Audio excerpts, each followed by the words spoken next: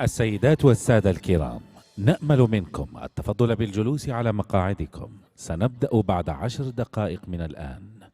Ladies and gentlemen, please take your seats. We're starting in 10 minutes from now.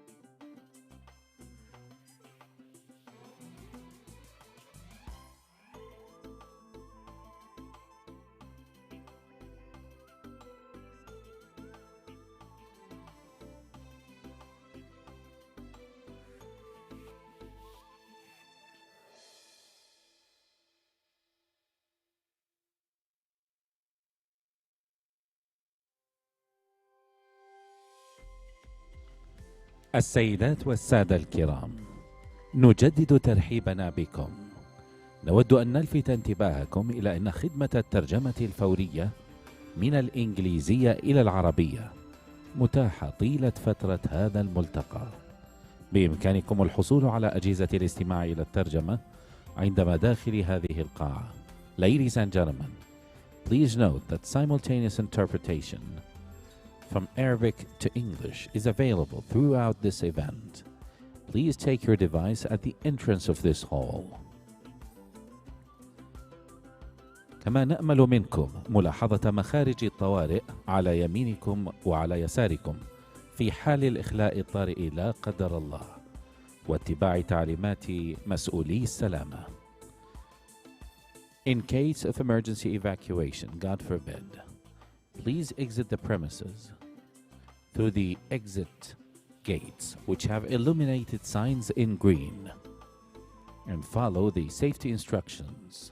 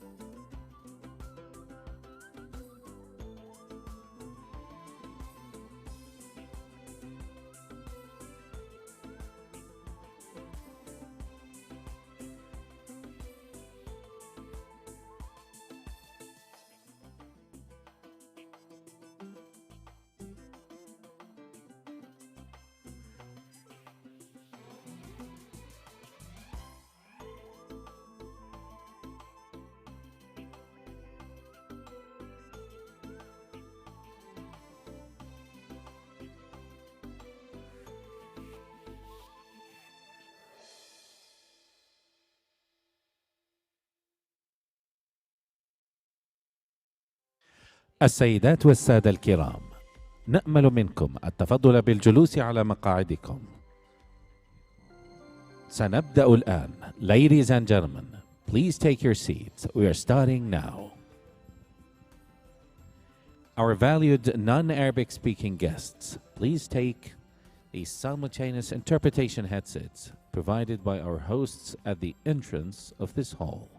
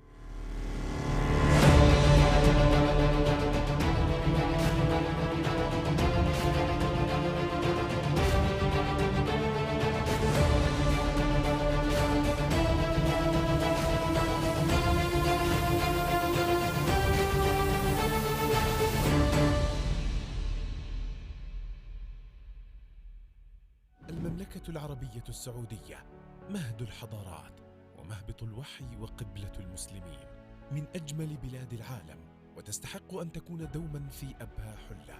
بلاد نفخر بها ونعتز بكل إنسان على أرضها الطاهرة. حفل عام 2022 بملامح إيجابية.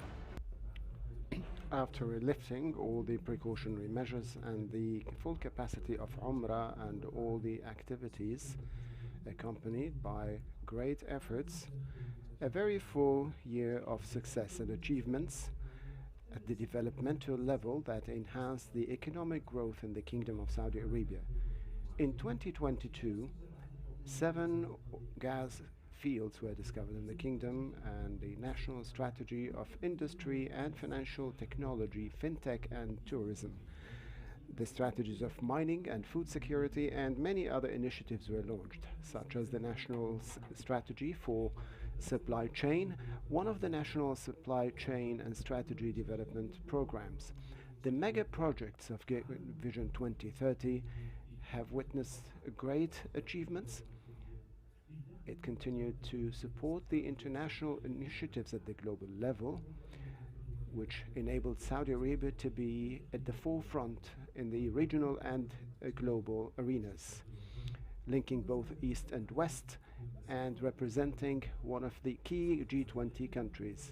It used its position to maintain peace and security at the global level and support the World Health Organization programs, limit CO2 emissions, and enhance food security and other initiatives that support sustainable development locally and internationally. The march towards progress is continuing, with its true capital being the human citizen. The government continued to invest in universities, opened new programs, and supported the custodian of the 2 holy mosques scholarship program. They invested in supporting the national universities and research centers, and enhanced the efforts of healthcare programs, such as the largest national health records and using the artificial intelligence in healthcare. Also, it worked on enhancing the digital infrastructure and launching hundreds of digital services to facilitate life for millions of citizens and residents. It supported the navigation and space studies and research. The Kingdom of Saudi Arabia is blessed with food security and agricultural growth despite all the challenges in the world. Our reserve has improved at higher percentages than the targeted percentages. the support was over $7 billion. In the housing sector, we achieved further success by providing numerous solutions and enabling 140,000 families to own their first houses and provide 98,000 mortgage-supported units. We started the journey to be a role model in the development of its infrastructure. It continued to apply the quality of life standards to be in line with our aspirations and the aspirations of our citizens. The Economic Reforms March continues to provide the best support to the private sector with the efficiency and of spending in all projects to allow our economy to grow and to participate in the progress march towards a better future. For this generation and for the next generations, who are the hope and the target with whom we're going to fulfill our dreams and aspirations in order to reach sustainable development.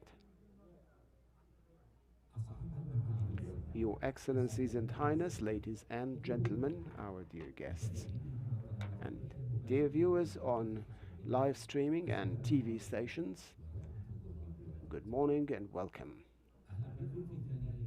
Welcome to the second day of the Budget Forum, which is held on the occasion of announcing the budget of 1444-1445 Hijri 2023.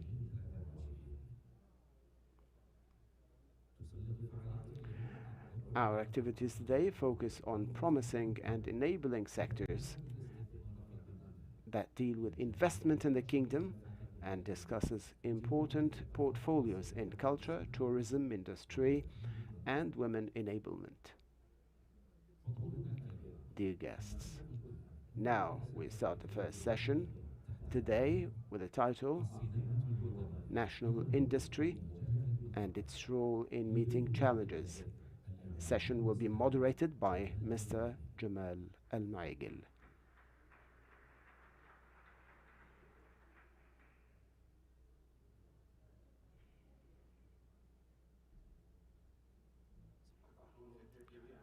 Good morning, dear guests, viewers, and listeners.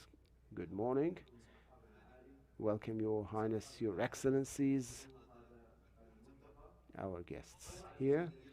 The budget has identified a number of KPIs, especially in the spending, and prioritized the human capital being the Saudi citizen in the heart of all these initiatives in line with Kingdom's Vision 2030.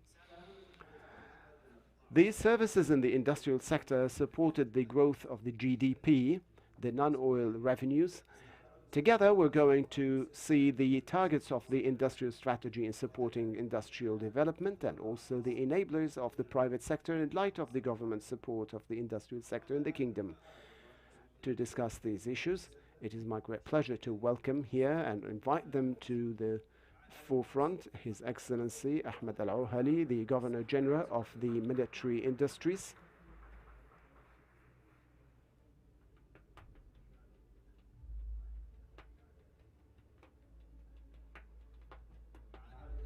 His Excellency Usama Zamel, Deputy Minister of Industry and Mining.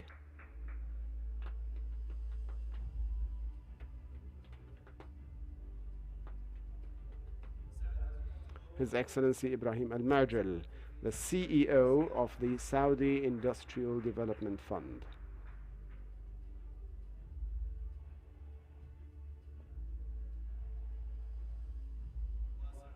And His Excellency Walid Abu Khalid, the CEO of the Saudi Company for Military Industry.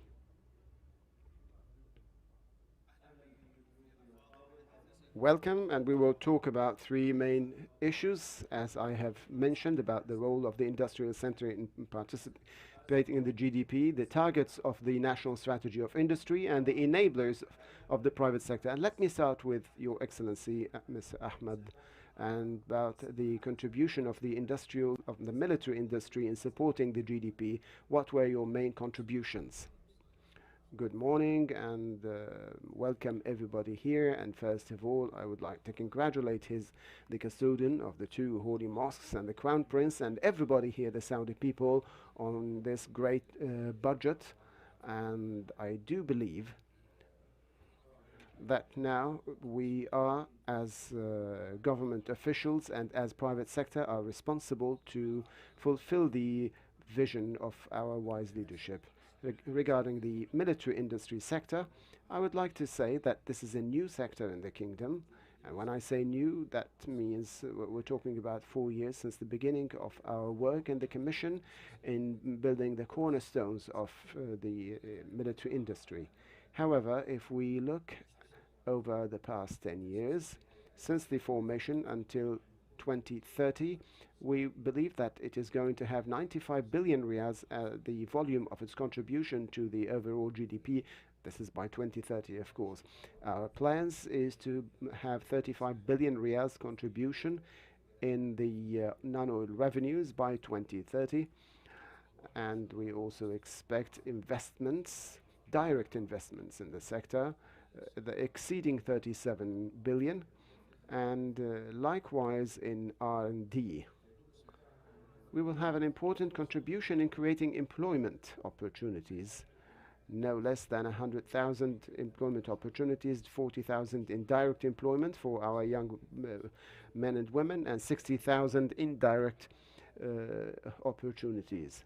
Here we're speaking about huge investment opportunities for the private sector in the kingdom and also for foreign investors, equally in nationalizing industry and achieving the objectives of 2030 regarding the nationalization of military industry. Let's move from here to speak about the industrial sector in general and the overall development in the kingdom, and also the impact of the budget on this sector. In the name of Allah, the most merciful, the most gracious. Good morning, everyone. And we congratulate the custodian of the two holy mosques and the Crown Prince and the Saudi people on the announcement of the budget. And we also congratulate our industrial sector this year to witness such a huge budget, which coincides with His Excellence the Crown Prince's launching of the industrial strategy. If this means anything, it means we can see an acceleration in the fulfillment of the objectives of the vision.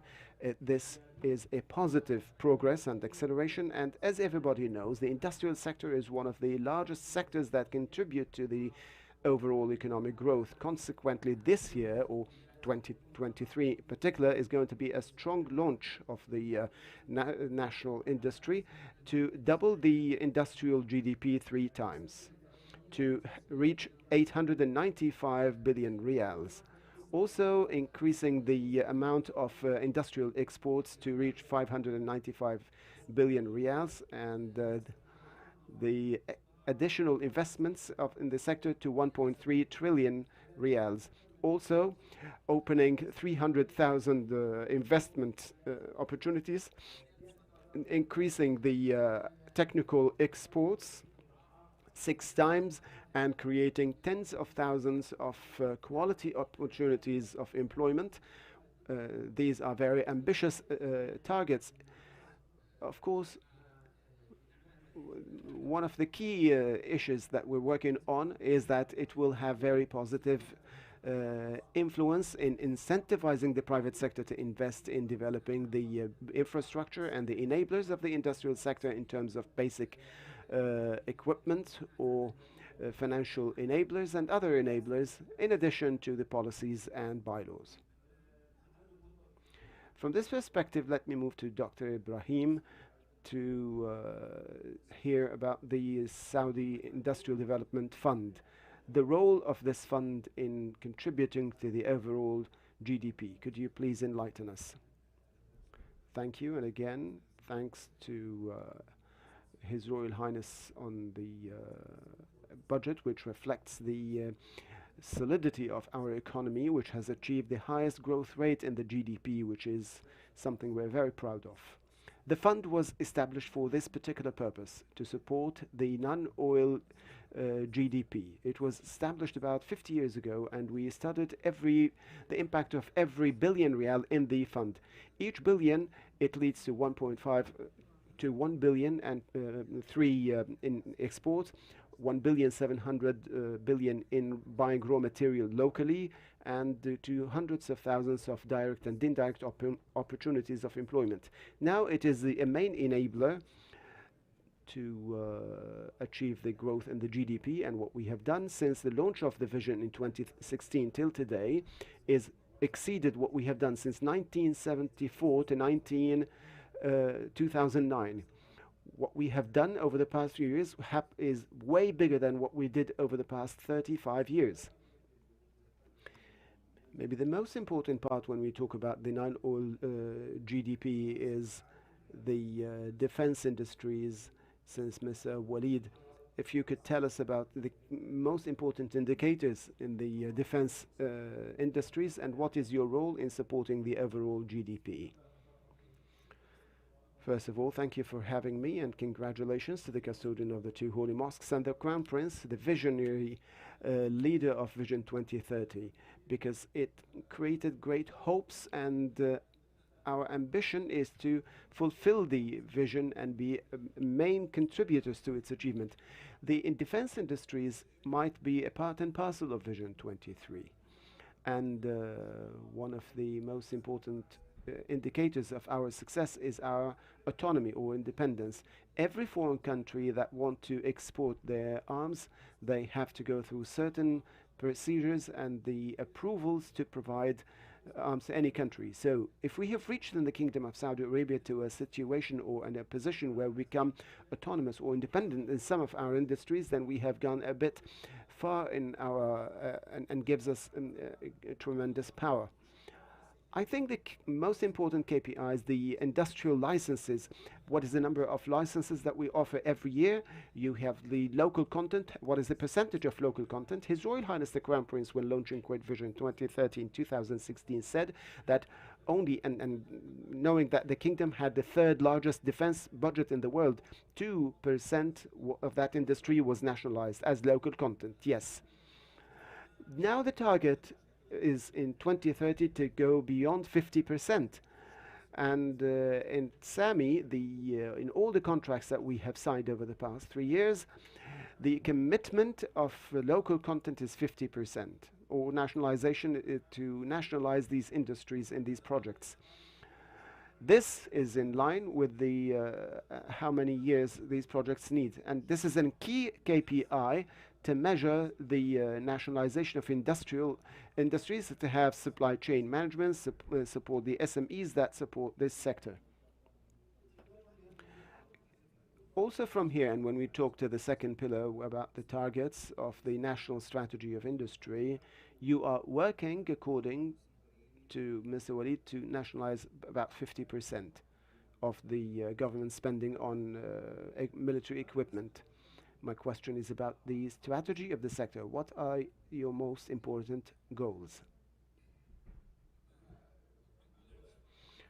When the strategy of the Commission was approved by the Ministerial Council, we had aspirations and challenges. And as I mentioned at the beginning, we laid the foundations for any new sector faces many challenges. So our strategic target, or the basics to nationalize the military industries, is like what my colleague Wally said, is enhancing the autonomy and improve our military readiness.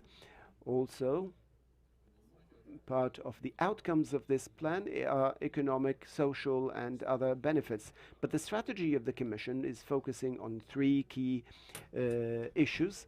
The first one is the management of procurement, and working with the security and defense agencies to revise and manage all the procurements in order to improve the processes, enhancing efficiency, benefiting from unified procurement. And the best thing is, of course, to benefit from these contracts by nationalizing local industries. The second pillar here in industry happens by creating the legislations, bylaws, and the governance to nationalize the industry, support the private sector, and focus on the private sector, provide incentives, building supply chains. The third pillar, and that's extremely important, and we cannot have a sustainable industry without having a strategy of research and development. The Commission, ever since inception, created a clear strategy of R&D in this sector. And of course, you know that military industries are very sensitive. They are strongly controlled. Therefore, in order to succeed, the government must have local and strong capabilities in R&D, and now we're working on that. So these are the three key pillars of our strategy. The human factor is extremely important, and we have here worked on our strategy, the human resources strategy, which is one of our main targets. And we believe that in the past 4 years we have fulfilled so much.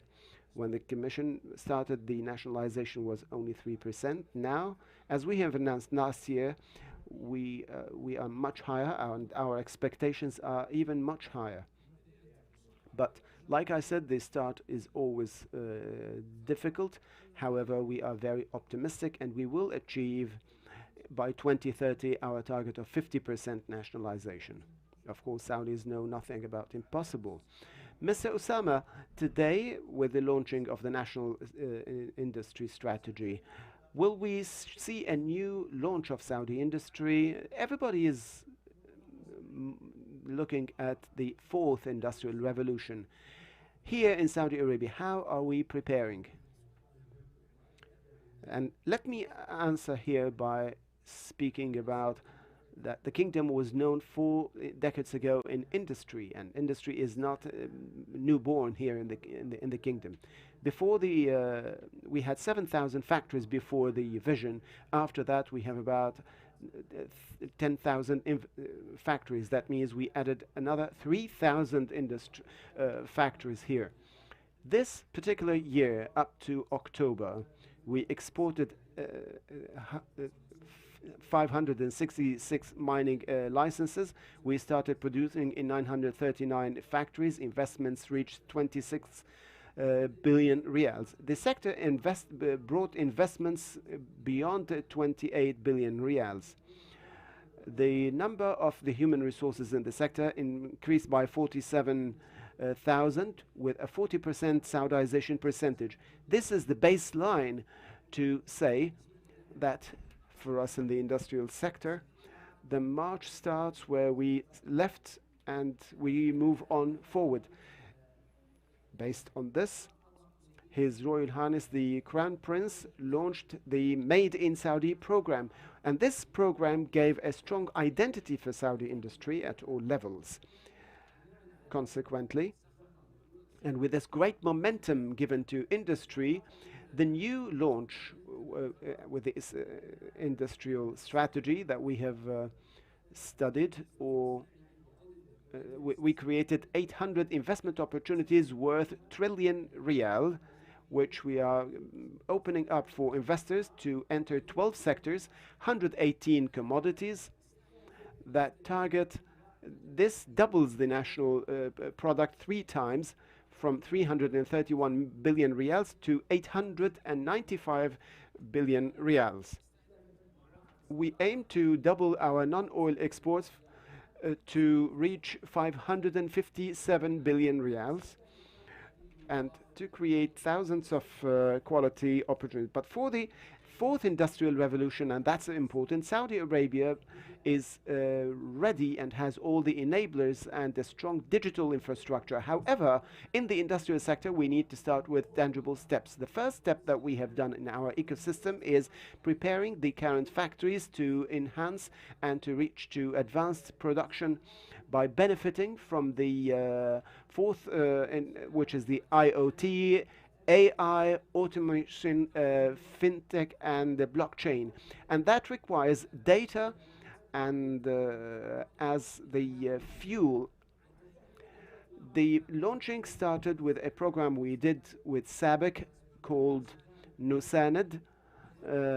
It aims to create the culture of operational excellence.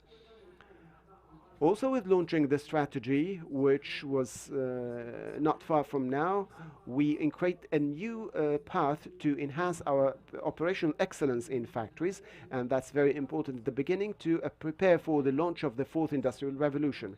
We designed enablers to turn the factories into advanced production, either through the industrial fund or the competitiveness program, and the infrastructure through the national production at the Industrial Cities Commission, and also in the Royal Commission of Jubail and Yambo.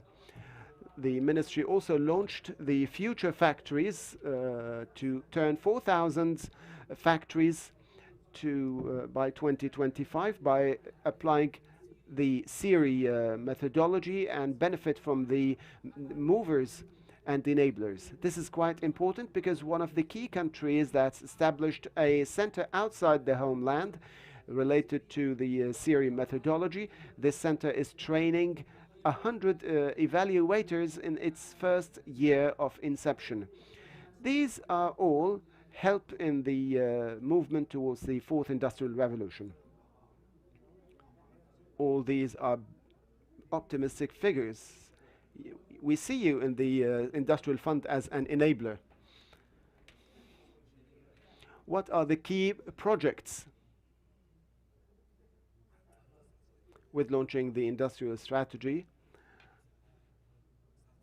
And now we're focusing, of course, we still all the sectors and logistical services and renewed energy. Now we're focusing on two things. First, the strategic project that have high value, that lead to higher exports and GDP, and enhancing the competitiveness of our current factories.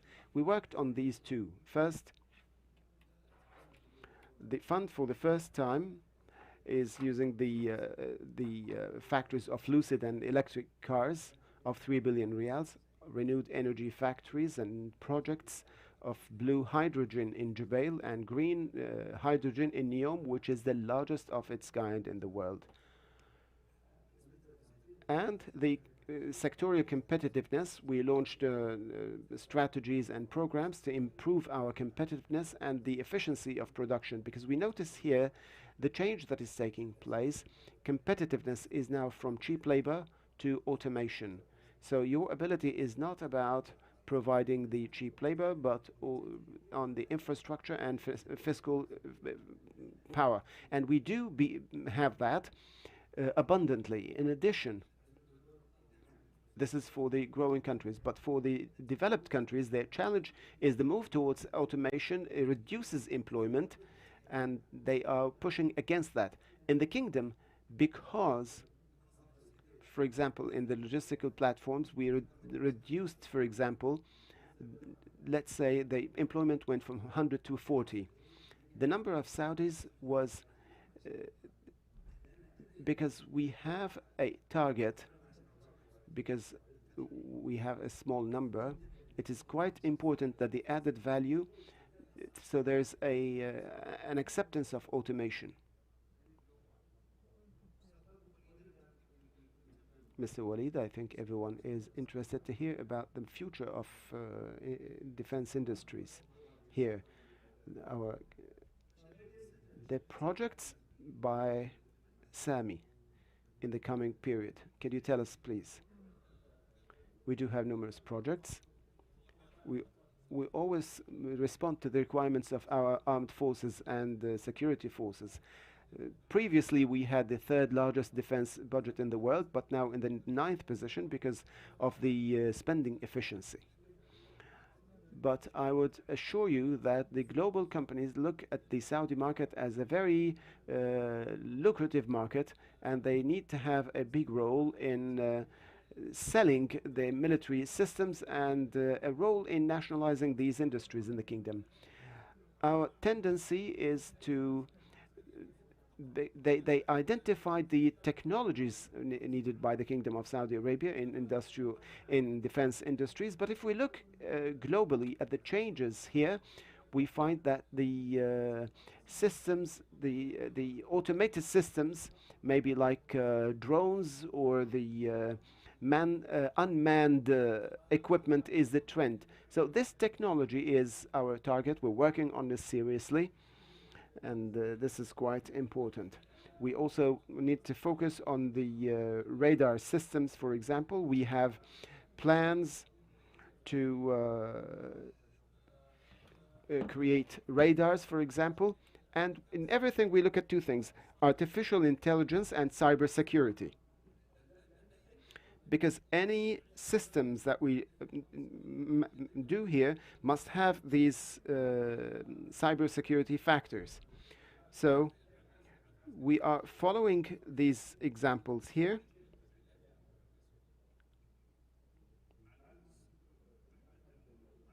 Your Excellency, the sector has witnessed great achievements and progress. Could you tell us about what you've been doing at the Commission? And I would like also to hear about the investment opportunities regarding supply chain.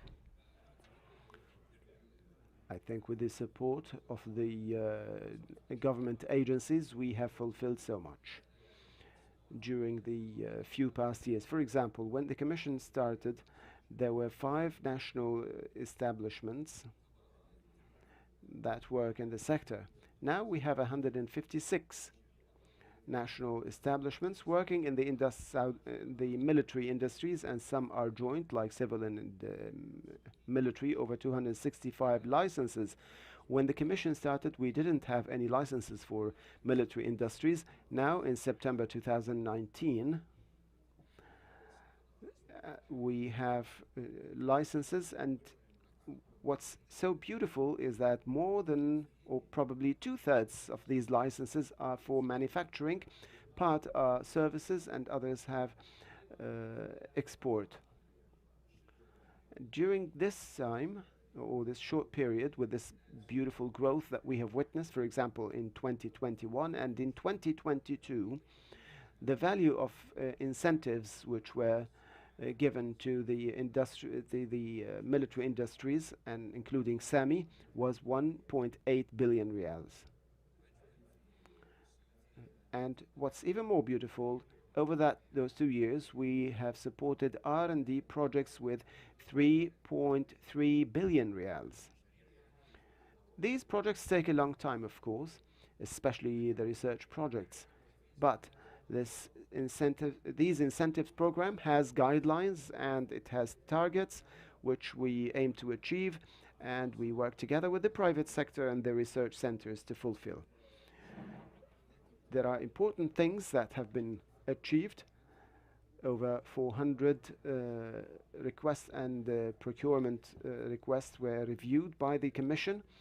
I'm talking about something worth 80 billion riyals with beneficiaries. The Commission launched last year, or the beginning of last year, a framework agreement, which is the first framework agreement in a series of agreements for military uniform. We used to have factories here in the kingdom. However, most of the procurement of the sector were imported.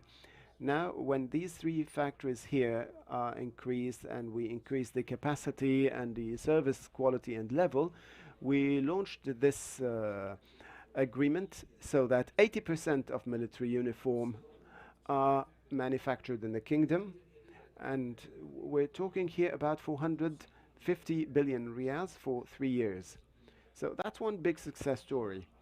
We have launched some development, such as the interceptor boats and early alarm systems, and also at SAMI and other companies. The successes are seen, however, they do not represent our real and true big aspirations. Mr. Osama, talking about these projects is very important for the SMEs. what are the opportunities within the national industrial strategy, what are the incentives given to them, and even, pardon me, about the Saudization. Where have you reached? This is a very important question that represents our keenness on this strategy. Our vision in the industry is to build a strong, competitive, resilient, sustainable industrial sector led by the private sector. And we know that out of 10,000 in the private sector, 80% are SMEs. This means that this sector is quite vital and very important for us in the industrial sector. So we have to provide them with the suitable infrastructure, with the suitable policies and legal framework, and also the commitment to these legal foundations to allow for their growth and expansion. So the majority of opportunities which I mentioned here in the kingdom are given to the SMEs, and we seek to enable them on this side. And in fact, for the first time in the kingdom of industry, we are working in an integrated ecosystem. The Minister of Industry is leading 6 of the organizations, the industrial cities, the funds, the Commission in Royal Enjambo, the Export Commission, and the National Center for Industrial Development. For the first time in history, we have seen this in this sector in Saudi Arabia to support the SMEs. So what did they do? The industrial fund did a lot, and my colleagues can talk about that a lot. In the industrial cities, we're talking about prefabricated factories that facilitated and enhanced the opportunity for investors or the entrepreneur to start his factory. And I have seen so many examples, either those who started as small families and then they became in the industrial sector and started to expand their businesses. Also, the Exports Commission is working on this very extensively, removing all the challenges and incentivizing these exports through various channels. We know that some factories that I have visited, such as in some regions, they are exporting to Canada and the US. So part of that is helping the Saudi products to reach the global markets. But as for your sector question about Saudization, this is a key important question, because here we're talking about Saudization of jobs.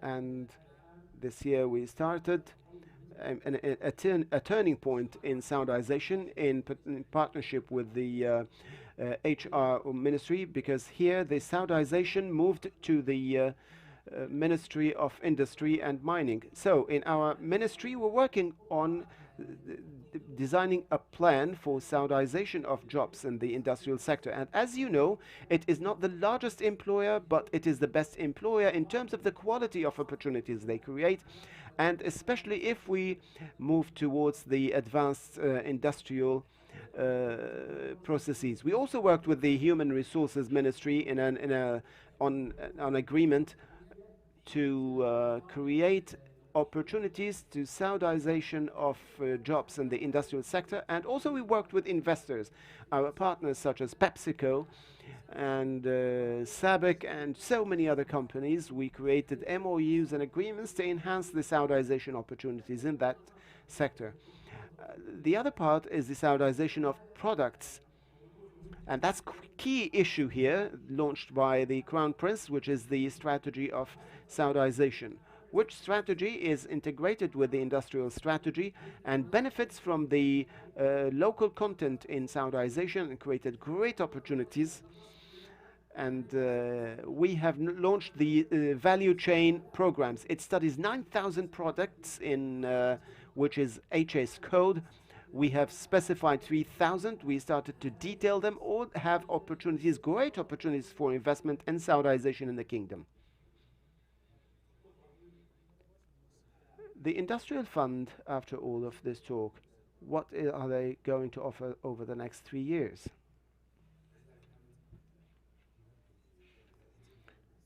What happened in the past few years is bigger than what has been achieved in the past 50 years, and what's coming up is even greater. And with the strategy, we have great aspirations. From 45 billion, that equal quarter of what happened in the history of the fund. We launched new fiscal products, financial products or solutions, and we are not only satisfied with the money that is supplied by the fund, but collaborative partnerships through the fund and through subsidizing banks to subsidize the industrial sector. We also launched, and probably this could be a long term, the industrial market investment company with a 2 billion real as a capital. We launched many financial products, from financing to franchising to the supply chain. However, the challenge was with the need for some more risky financial products.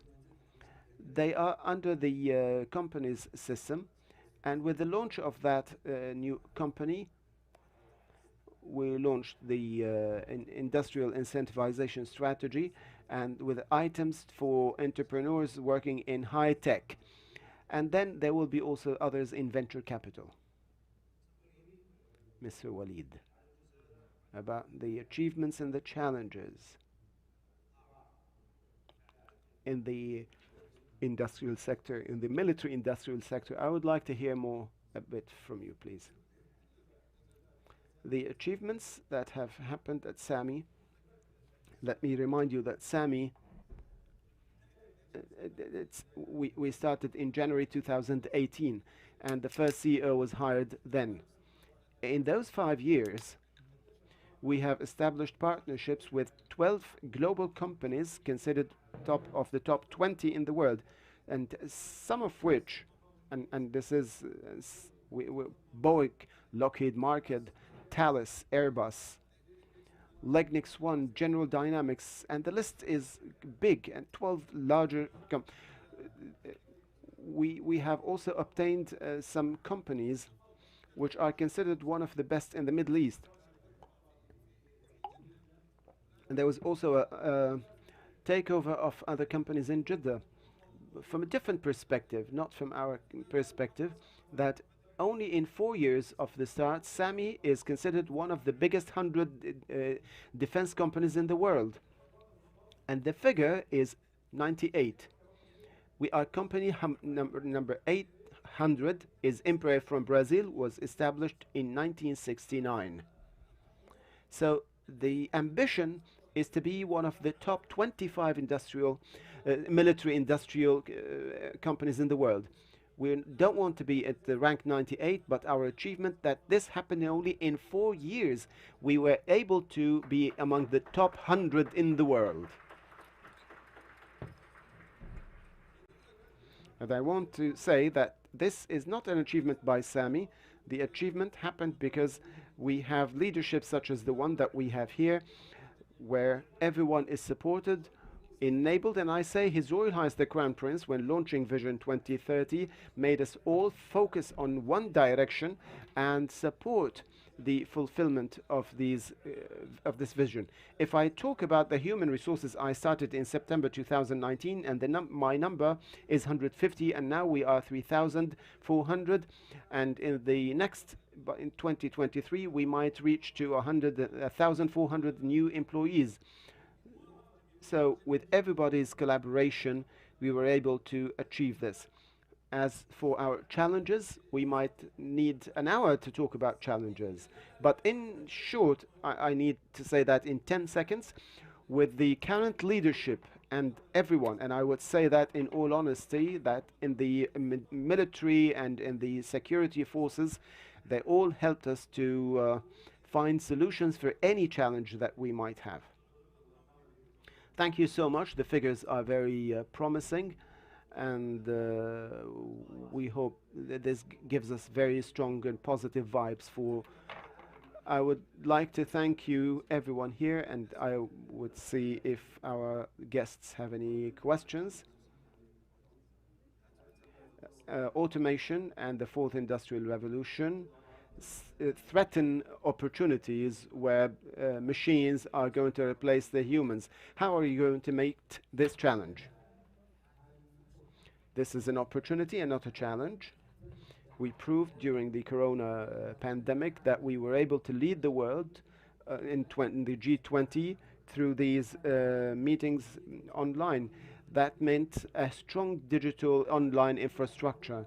This is a main stepping stone and launching pad to be integrated with the telecommunications infrastructure. We're working with the industrial ecosystem to enhance our infrastructure and output. The human resources remain as the key factor. Our young men and women astounded us with their ability to learn all these new technologies at increasingly high speed, which means they have a future in the industrial sector, and we have the petrochemical, for example, sector. Mr. Ahmed Al-Ouhali probably knows more about me. It's administered through a control room and which is operated by our young men and women. So this is an opportunity. The other thing, the launching of the 4,000 factories program in itself is a quality step forward to create employments for our sons and daughters. So automation is a challenge and it's a disruption, as we call it. However, in the kingdom, we are blessed to have a high percentage of qualified young people that give us an opportunity to lead globally and regionally. Mr. Ahmed, the question to you. The strategy of basic industries on research and technology. The question, there's a new commission in military development. So what's your role here? When the commission started, it's had its general strategy of R&D that supports the military industry strategies. Lately, we established the Military Development Commission, where we collaborate together and coordinate the strategies of our projects. The General Commission for Military Development works with universities and research centers in basic research. Even the development prototypes. Globally, the success of research happens through the bridging, or when you have an agency that moves that prototype from lab samples into commercial use, from a prototype to operational commercial type. So we have an integration. There's continuous collaboration and coordination between the two agencies or commissions. I want to refer that the question to Mr. Sameh by Abdul Malik Surur from Sabq and Abdul Aziz Al Mouna from Al Ikhbariya to Mr. Ahmed Al-Ouhali. Mr. Ibrahim, Dr. Ibrahim, a question from Arqam platform. Do you prioritize Saudi investors to foreign investors, and why does the fund support the big companies and foreign investors only? I don't know about that, but how will the fund deal with the interest rates level increase? We are not only giving the foreign investors, we have no discrimination. If the investment is building our production capacity, we support them, whether Saudi or non-Saudi. The percentage of SMEs, 80% of our clients are SMEs, and most of our time is to help the SMEs. There were new financial projects such as the supply chain are for them, but we still face a challenge, not with SMEs, but with entrepreneurs, because they have venture capital more. And thank God, with the launch of the investment fund, we were able to solve that problem. And the first product started with the launch that His Excellency spoke about for the entrepreneurs. As for the interest rate, the fund takes a percentage that cover its costs, so we are not impacted by the interest rate.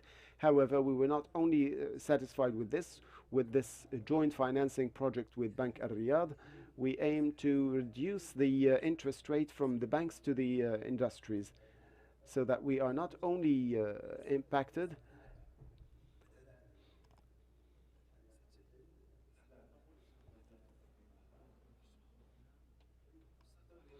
Mr. Walid Abu Khalid, a question by Muhammad Idris from Mubashir. He's asking about the university majors that SAMI targets in employment.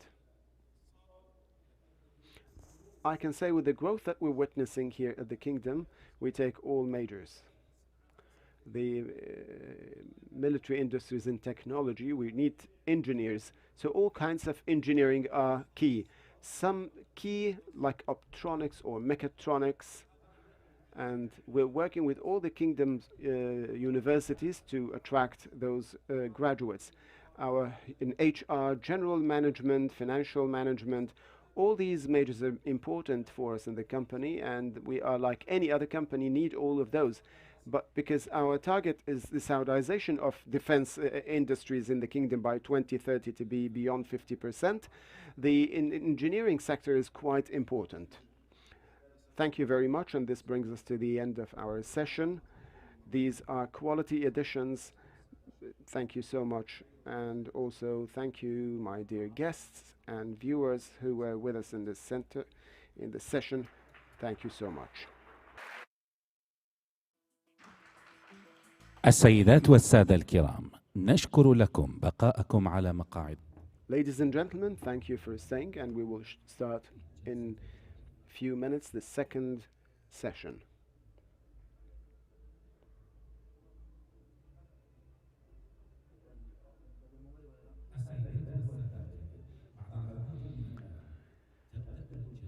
We shall start the second session discussing the facilitation of businesses and their role in the economy.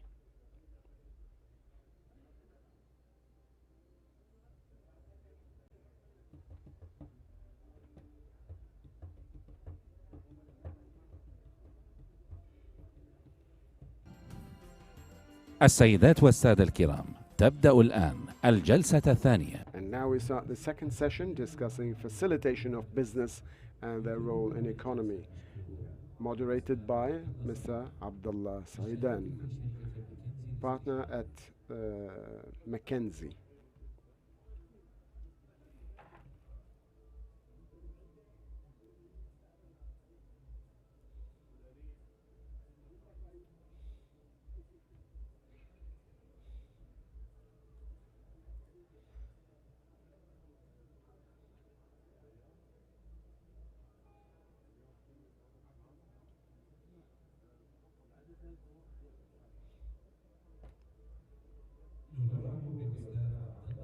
Welcome to Mr. Abdullah Saidan, McKinsey.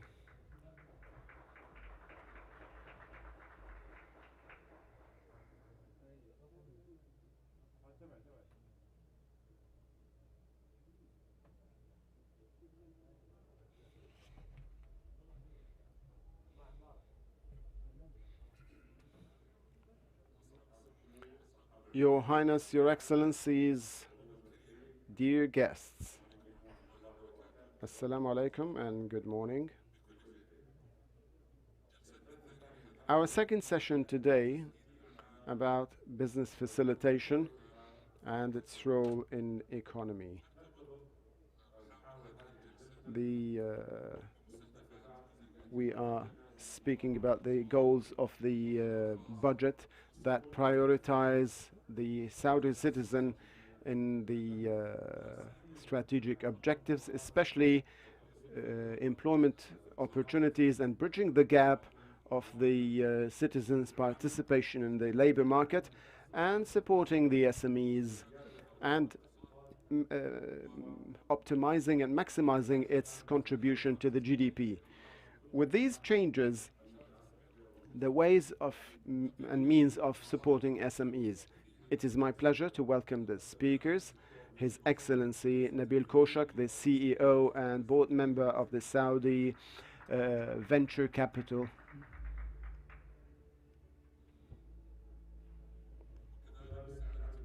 His Excellency Saud Al-Sabhan, Deputy CEO of Munsha'at.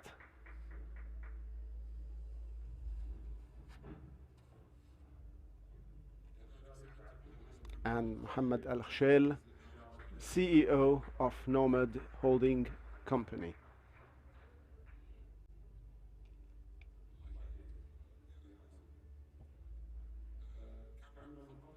We plan to have His Excellency Ibrahim Al-Rashid, head of the Social Development Fund, but he apologized for an emergency and we wish him the best. Dr. Nabil, good morning, and let us start with you first. So many venture capital organizations globally, the growth is shrinking greatly, either or is slowed down as investments, but we've seen a big growth here in the kingdom. What has enabled this growth despite the global ecosystem? First, thank you for hosting me. And this sector, I was very fortunate to be with over the past 12 years. I know about the entrepreneurs and the venture investments. And I remember that some years ago, the day when there were emerging companies or startups and look for an angel investor but failed to find those investors. What happened in the Kingdom of Saudi Arabia, in particular in the past 5 years, is a accelerated growth. If we speak in figures, the kingdom, we've seen 16 times growth in the overall of invested capital in startups. This is over the past 5 years, 16 times growth. Speaking particularly this year, we expect, and of course the reports will be issued in mid-January. Last year it was $500 million.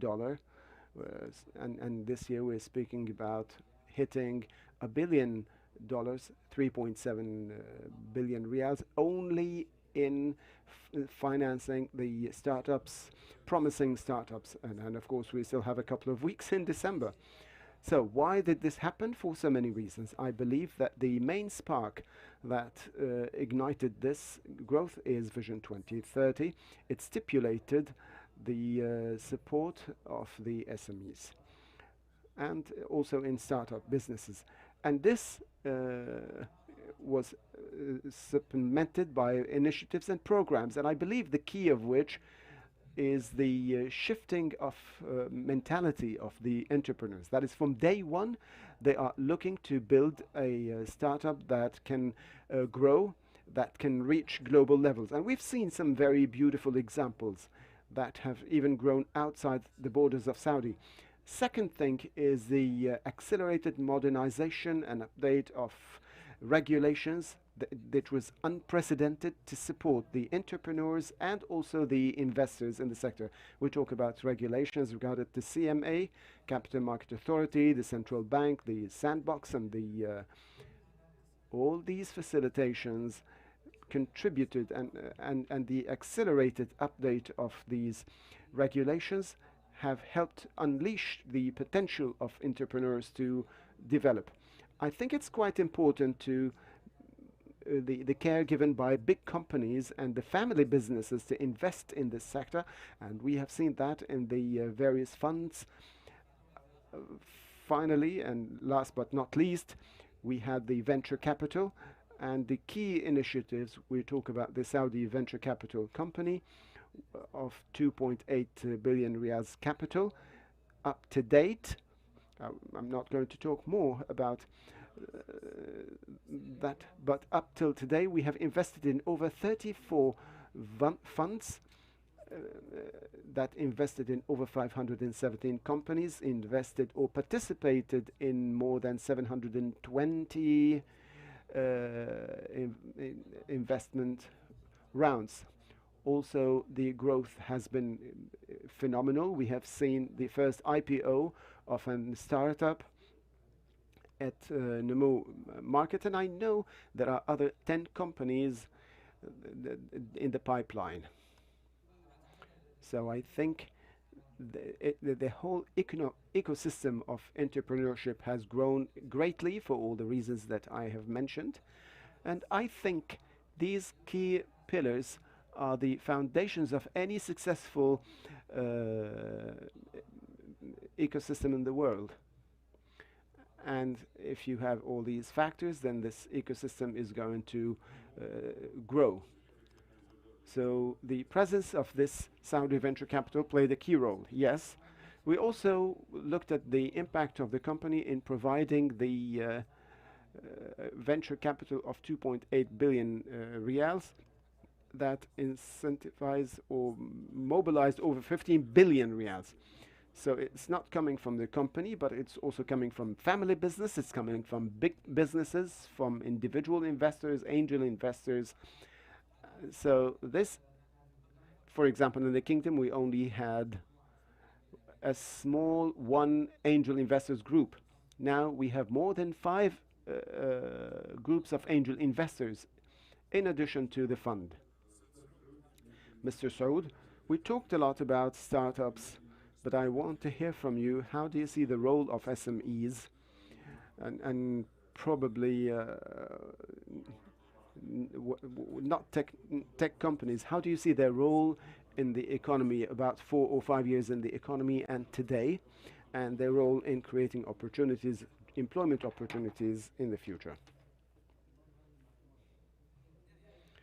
First, I want to congratulate our government on the fulfillment of the first outcomes of the vision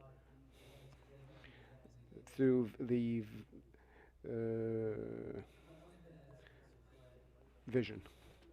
To answer your question, the SMEs play a major role, and we've heard that in the previous the support and our response to the SMEs and its ability to participate in the economy. We have achieved the biggest growth in the history of the kingdom, which is 33%, the growth percentage of SMEs compared to last year. The number of SMEs till today is 979,000 establishments. Their role is key, and they mainly focus on employment. Just this year, these SMEs increased the number of jobs for both men and women to 850,000 opportunities. And as mentioned by His Excellency, the Minister of Finance, about the drop in unemployment rates, the SMEs are probably key players and key creators of opportunities that support the economy. On the other hand,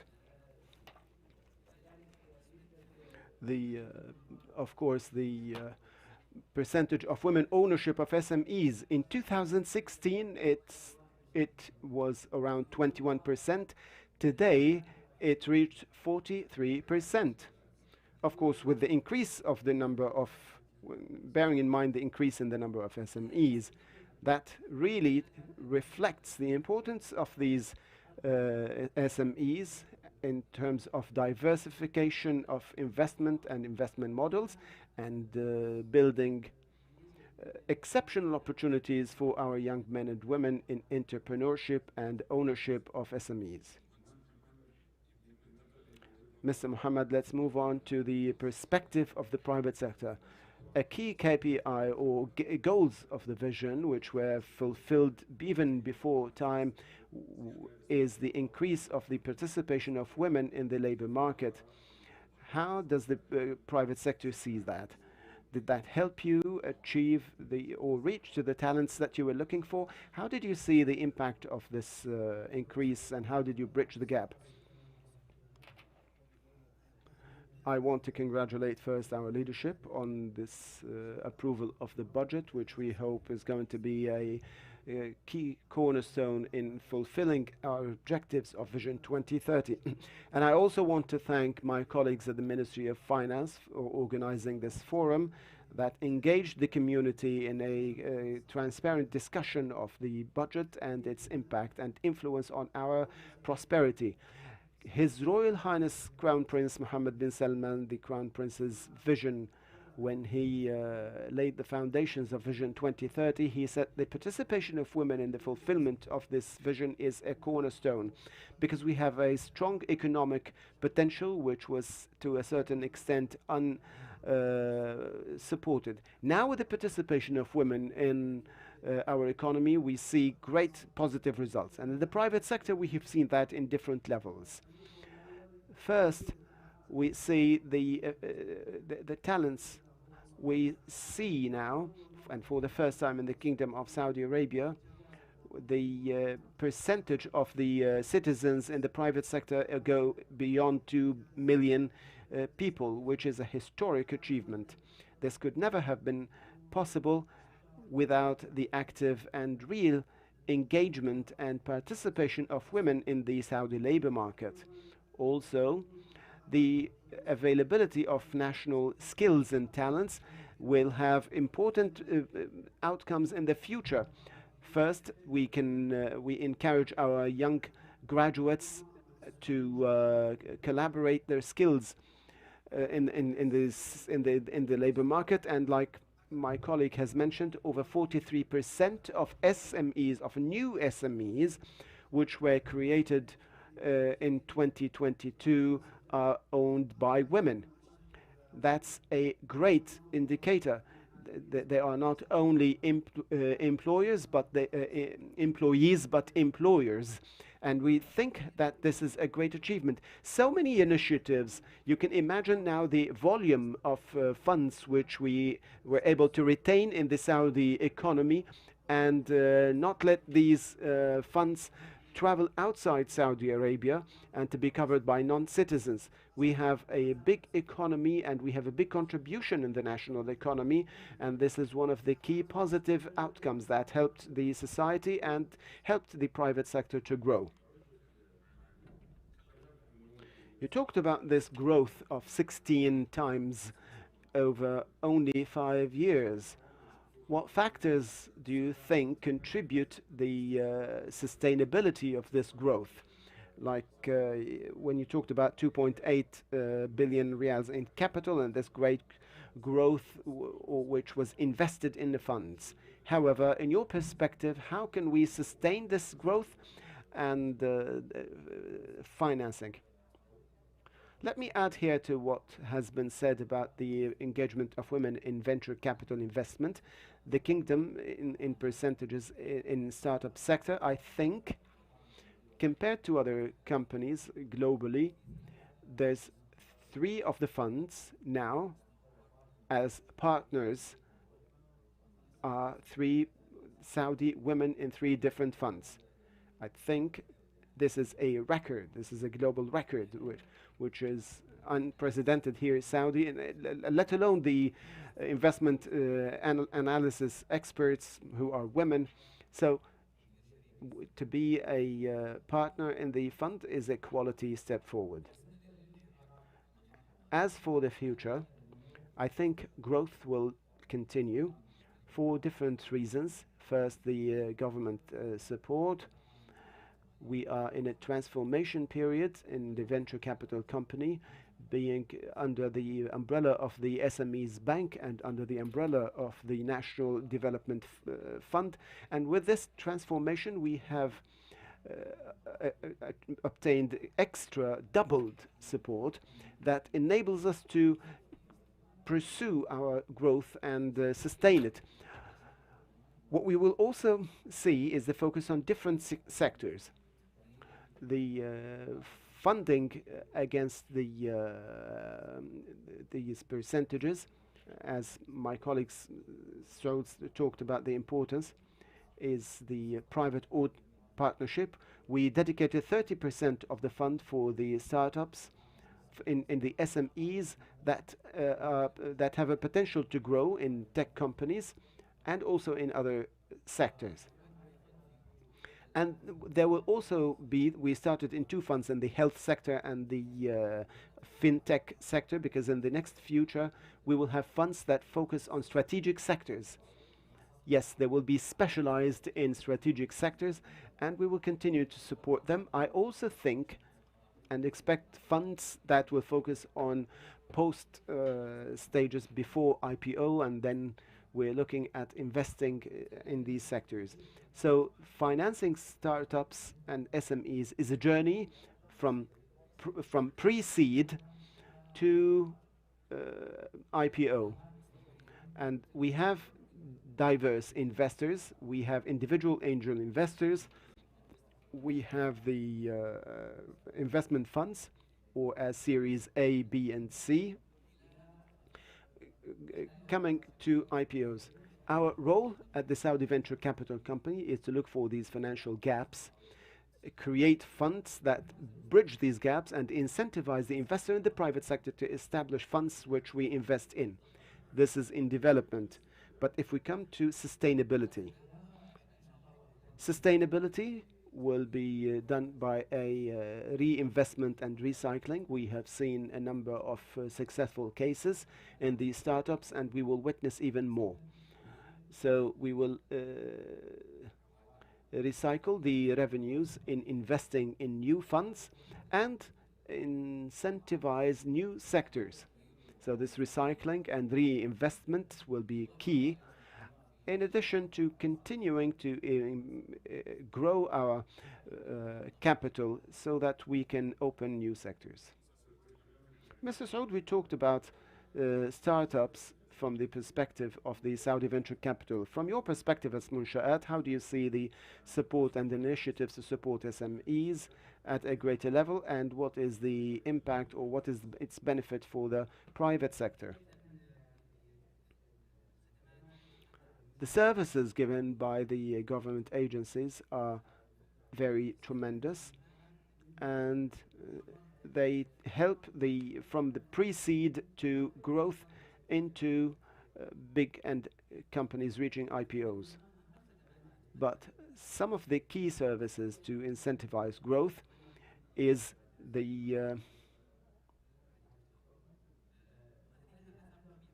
and this has a great role. And as mentioned by my colleagues, in terms of the role of the industrial fund and supporting and incentivizing SMEs, is something that we see in various funds as well. We offer the service, which is the financing or subsidizing platform that enabled the investor or the entrepreneur his journey to receive funds. Through one platform, he can apply, or she can apply, to 48 financing agencies at the same time, and this helped enhancing the financing percentage. We have reached to 16.8 billion riyals through this platform. In addition to the bigger market, which is the financing through all the banks and the financing companies and solutions, which increased by 20% compared to 2020. It was 182 billion Saudi riyals. We reached 221 billion riyals. That reflects the response of the financing companies for the incentives and to help the SMEs. This is in financing. What about other aspects of support? Maybe one of the key programs that support the SMEs, we launched Tumur program a few years ago, where over 800 SMEs engaged, 3 of which entered the parallel market. So the need of the SMEs for a number of services by the private sector and the government sector through a unified platform to support the growth is something that we're looking for, and this is what we have achieved. and we are looking at a brighter future. Last week we have launched the SMEs Bank, which represents a main initiator and supporter of investment, and in collaboration, of course, with the Saudi venture capital company. And we hope to fulfill and create new success stories as witnessed by the Saudi venture capital company. A straightforward question: as private sector, do you see the impact of these initiatives? Does it help you in growth as private sector, or do you want to see different types of support or programs? In the private sector, in fact, if we just look at the past 2 years, we've seen a huge economic challenge at the global level that was an existential threat. Had it not been for the mercy of God and the support, tremendous support by the government of the custodian of the two holy mosques and the Crown Prince, we have seen great solidarity by the Ministry of Finance and other ministries in the kingdom. All the agencies offered initiatives, and I can tell you from our perspective in the private sector, without which we would have been in a completely drastic situation.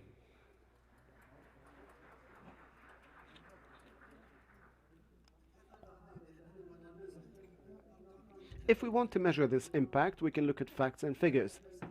In less than 2 years of the pandemic and the global supply chain problems and the Ukrainian crisis, the SMEs in Saudi Arabia are growing by over 30%.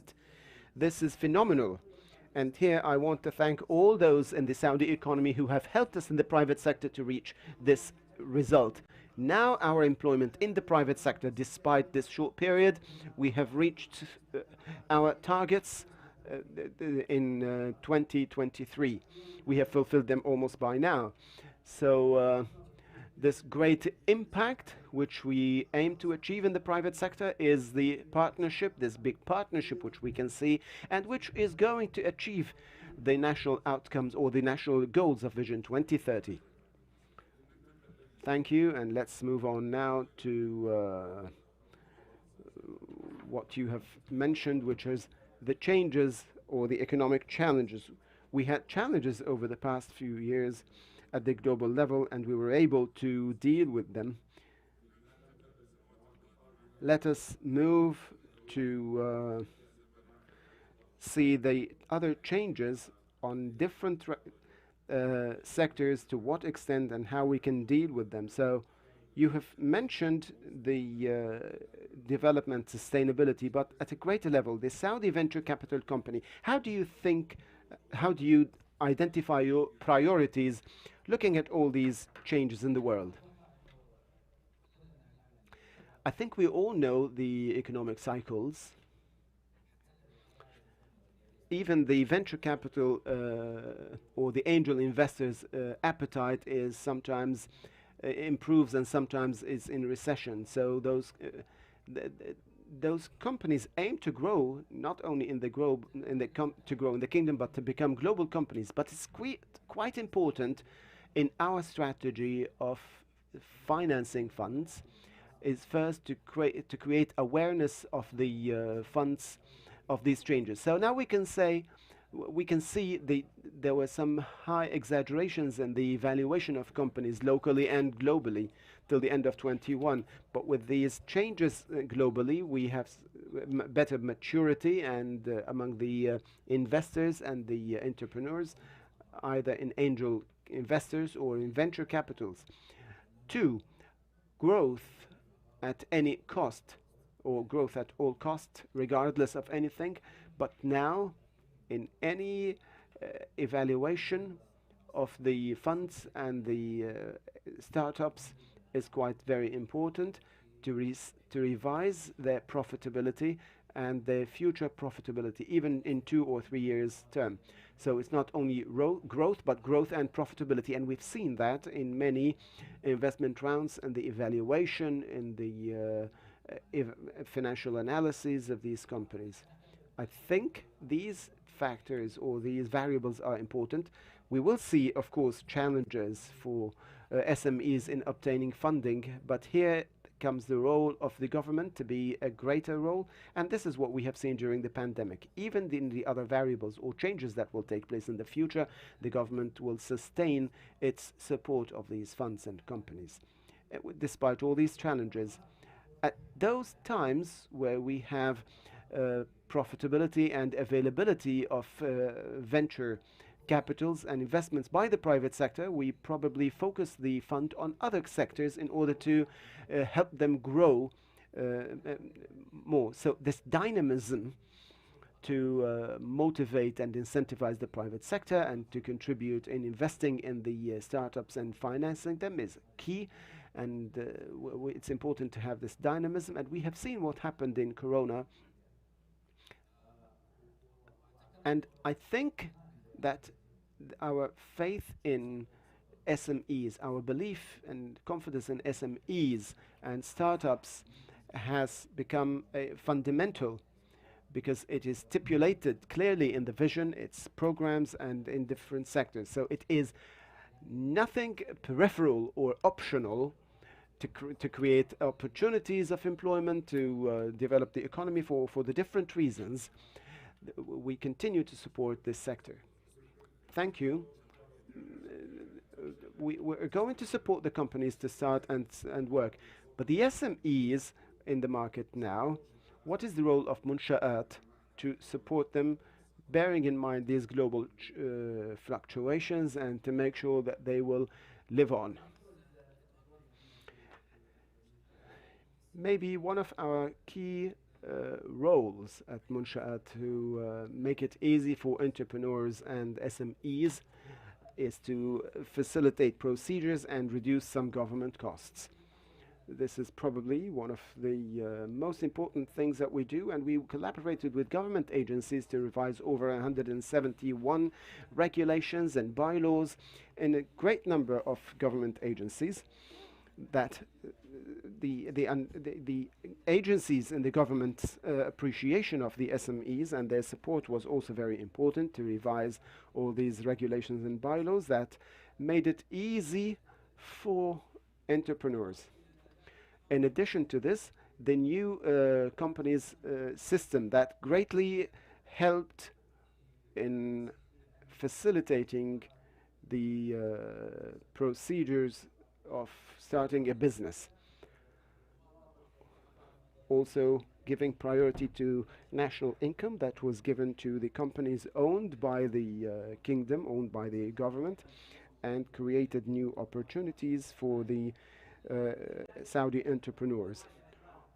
Also revising some problems and creating the alarming system that helped create the awareness of entrepreneurs about any violations and reducing the costs to a great extent.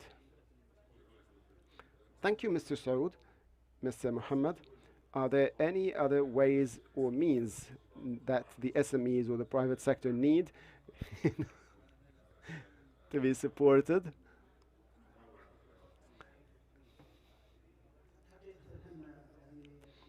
It is quite important to read the future. What happened previously has seen challenges, but now we have a big challenge, which is realistic, which is this recession in the global economy, which is very evident. Unfortunately, it coincides with a global inflation. So we have a double challenge. You have to deal with the recession, and you also have to deal with the inflation. And as private sector, we can see this as the biggest challenge that we see, that requires us to focus greatly on how can help the national economy. Vision 2030 is the private sector is going to see a quality leap forward in our history. This leap requires the SMEs in the kingdom to grow and to contribute and to invest. The cost of loans is higher, and the enablement of SMEs of these opportunities in billions, which were launched by the Vision 2030 and the exceptional projects of the PIF, we need to work hard and extensively in the private sector to, for example, now we have the development funds, industrial development fund, that is helping the Saudization of industry. These funds, or these national funds, specialized, such as the National Fund for Tourism Development or Industrial Development, or the Cultural Development, all are funds that support the private sector. These are part of the mega solutions that support and that help our economy and help us in collaboration with the private sector to reach a safe arrival past this global recession. So the next few years are going to be critical for the national economy to transcend that crisis. Mr. Saud, any ideas to support the SMEs? We have two questions by our colleagues. Dr. Nabil, probably a question here. Dr. Nabil, you invest in venture capital. Are you in competition with the private sector? Is the company competing with the private sector? One initiative that under the private incentivization program, first, we are not competing, we will not compete with the private sector. First, we support the investment funds. The fund manager, any fund which we invest, must be established by a private financial company. Consequently, the Saudi venture capital company is investing in that fund, incentivizing the investors from family businesses, big companies, or individuals who have the financial capability to invest there. And I can tell you two stories we celebrated at the Saudi venture capital company, two funds.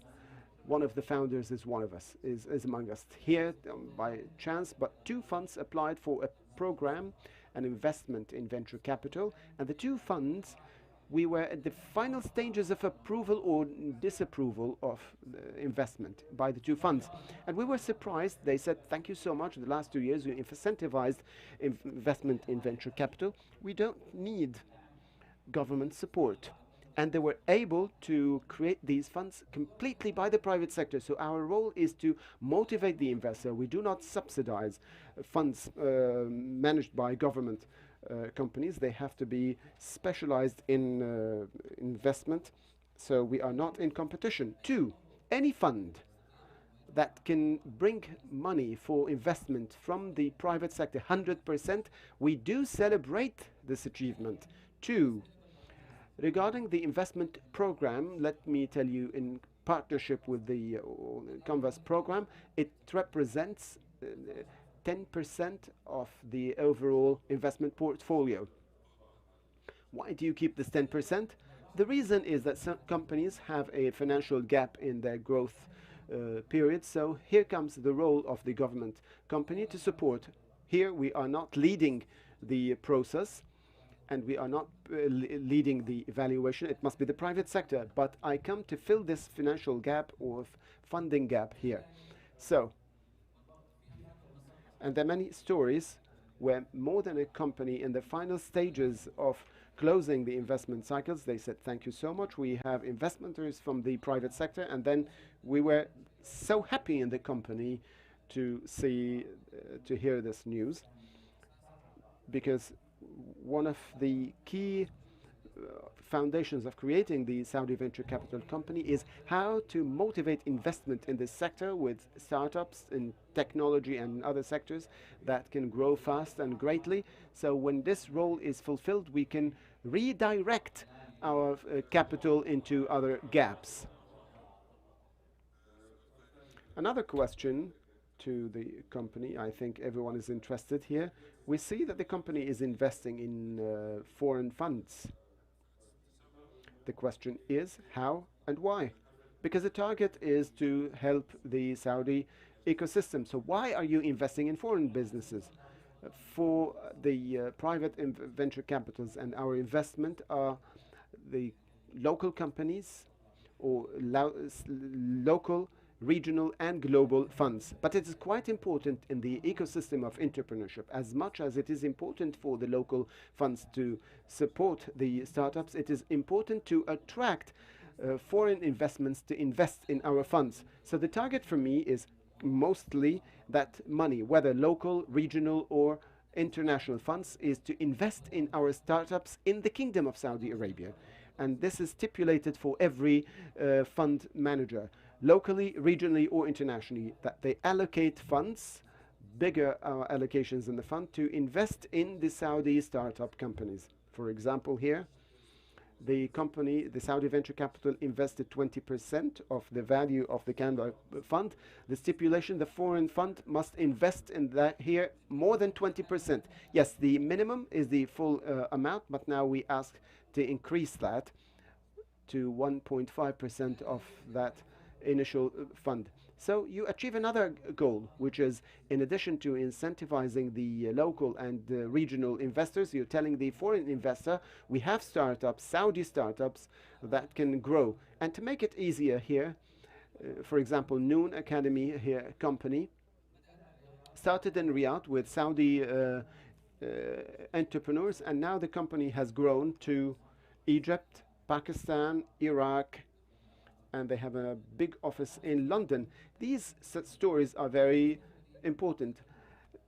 Also, the presence of investors in foreign funds helps the growth of these companies outside the kingdom, which is our target. Another example here, for example, Tamara in FinTech, it started in the kingdom, invested, and the foreign investor helped us to grow outside the kingdom.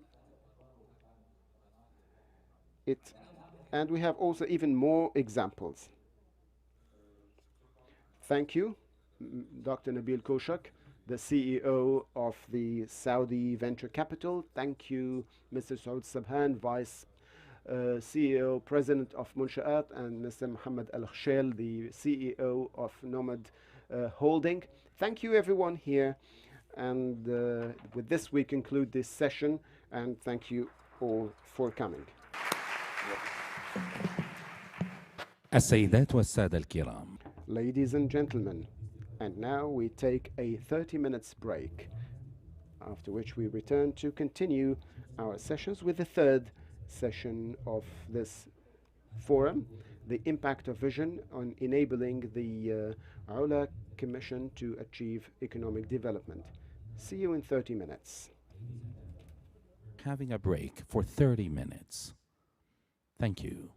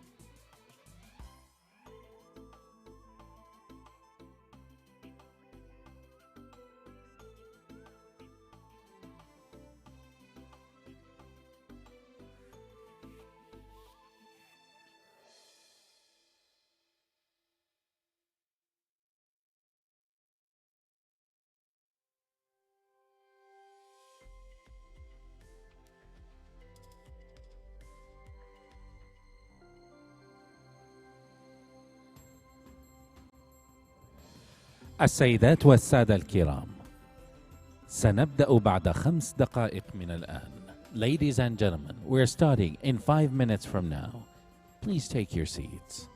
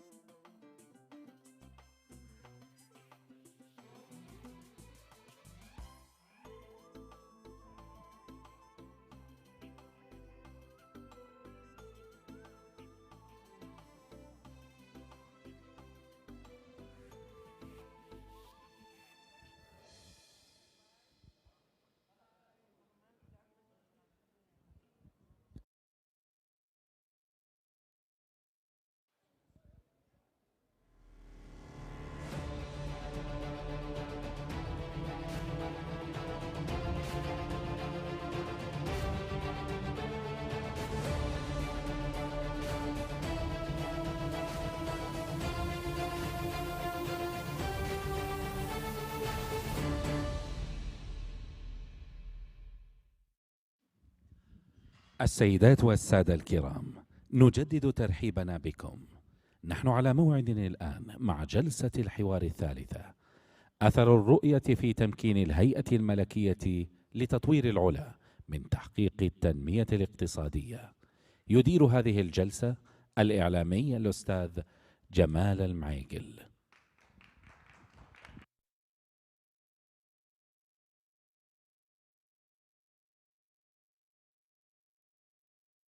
ثانية، مساكم الله بالخير. أصحاب المعالي وأصحاب السعادة، حضور الكرام، السيدات والسادة المشاهدين والمستمعين، السلام عليكم ورحمة الله. الحقيقة الجلسة المقبلة هي جلسة قريبة من قلب كثير، لأنها تحمل تجربة مميزة وفريدة لتطوير المدن. ففي إطار سعي المملكة العربية السعودية لتحقيق مستهدفات رؤية 2030 وتطوير المدن السياحية والثقافية، أطلق ولي العهد الأمير محمد بن سلمان حفظه الله رؤية تطوير العلا في فبراير 2019، كما تم إطلاق العديد من المشاريع بهدف تطوير منطقة العلا وتحويلها إلى وجهة عالمية للتراث لتساهم في تحقيق التنمية الاقتصادية للبلاد. حول هذه المحاور About these issues and more, it is my great pleasure to welcome the speaker to come to the stage, His Excellency Amr Al-Madani, the CEO of the Royal Commission for Al-Ula.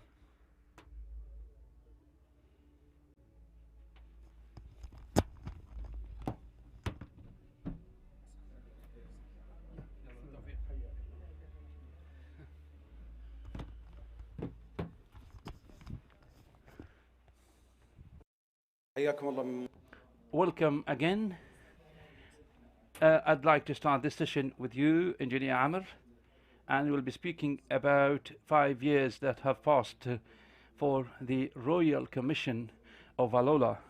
We would like now to go to take a bird's eye view to look into Al-Ula and Al-Ula Development and the most important things that have been achieved so far. In the name of God, the most gracious, the most beneficent, first of all, I'm honored and delighted to be here to speak about the story of the budget and the journey of the budget, and also as citizens of the Kingdom of Saudi Arabia. Today, we are about to come out of the first phase, or to finish and complete the first phase. First years are very important because it develops the starting point to be very strong. Things that are very important that we have done is to look the vision of His Royal Highness Crown Prince Muhammad, the vision of Al-Ula, and the pillars and the strings that we should depend on. This mission is very important. It's not touristic or tourism bound. It is also regional, developmental, and growth driven to enhance the development of the non-oil growth and development of income.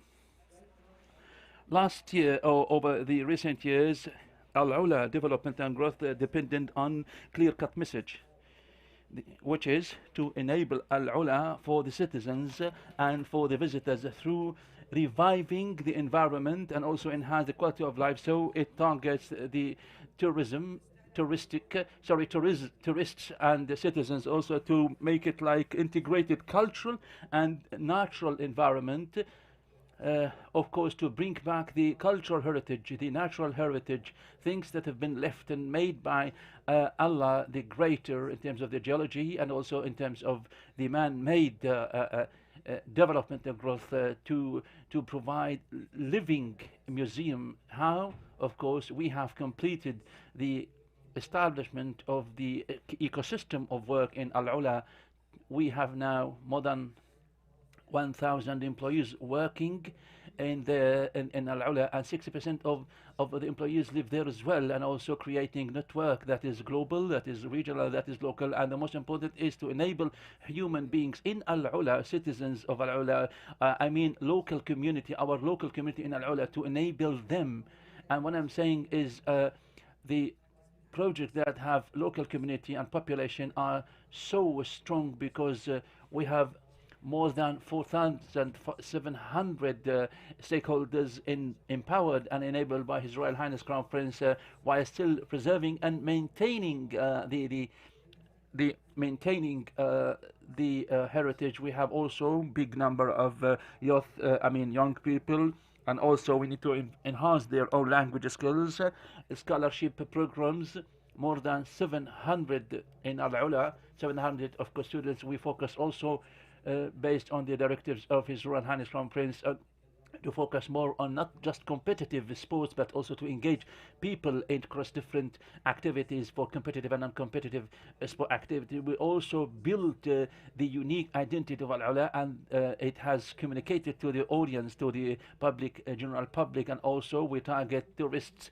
coming and guests coming for Al-Ula for 2, 3, 4, 5, 6 days, and also who allocate their budget for welfare and entertainment and fun activities. We hope the upcoming years to be like more and more in terms of growth and development based on the local community development and growth and investment in human beings.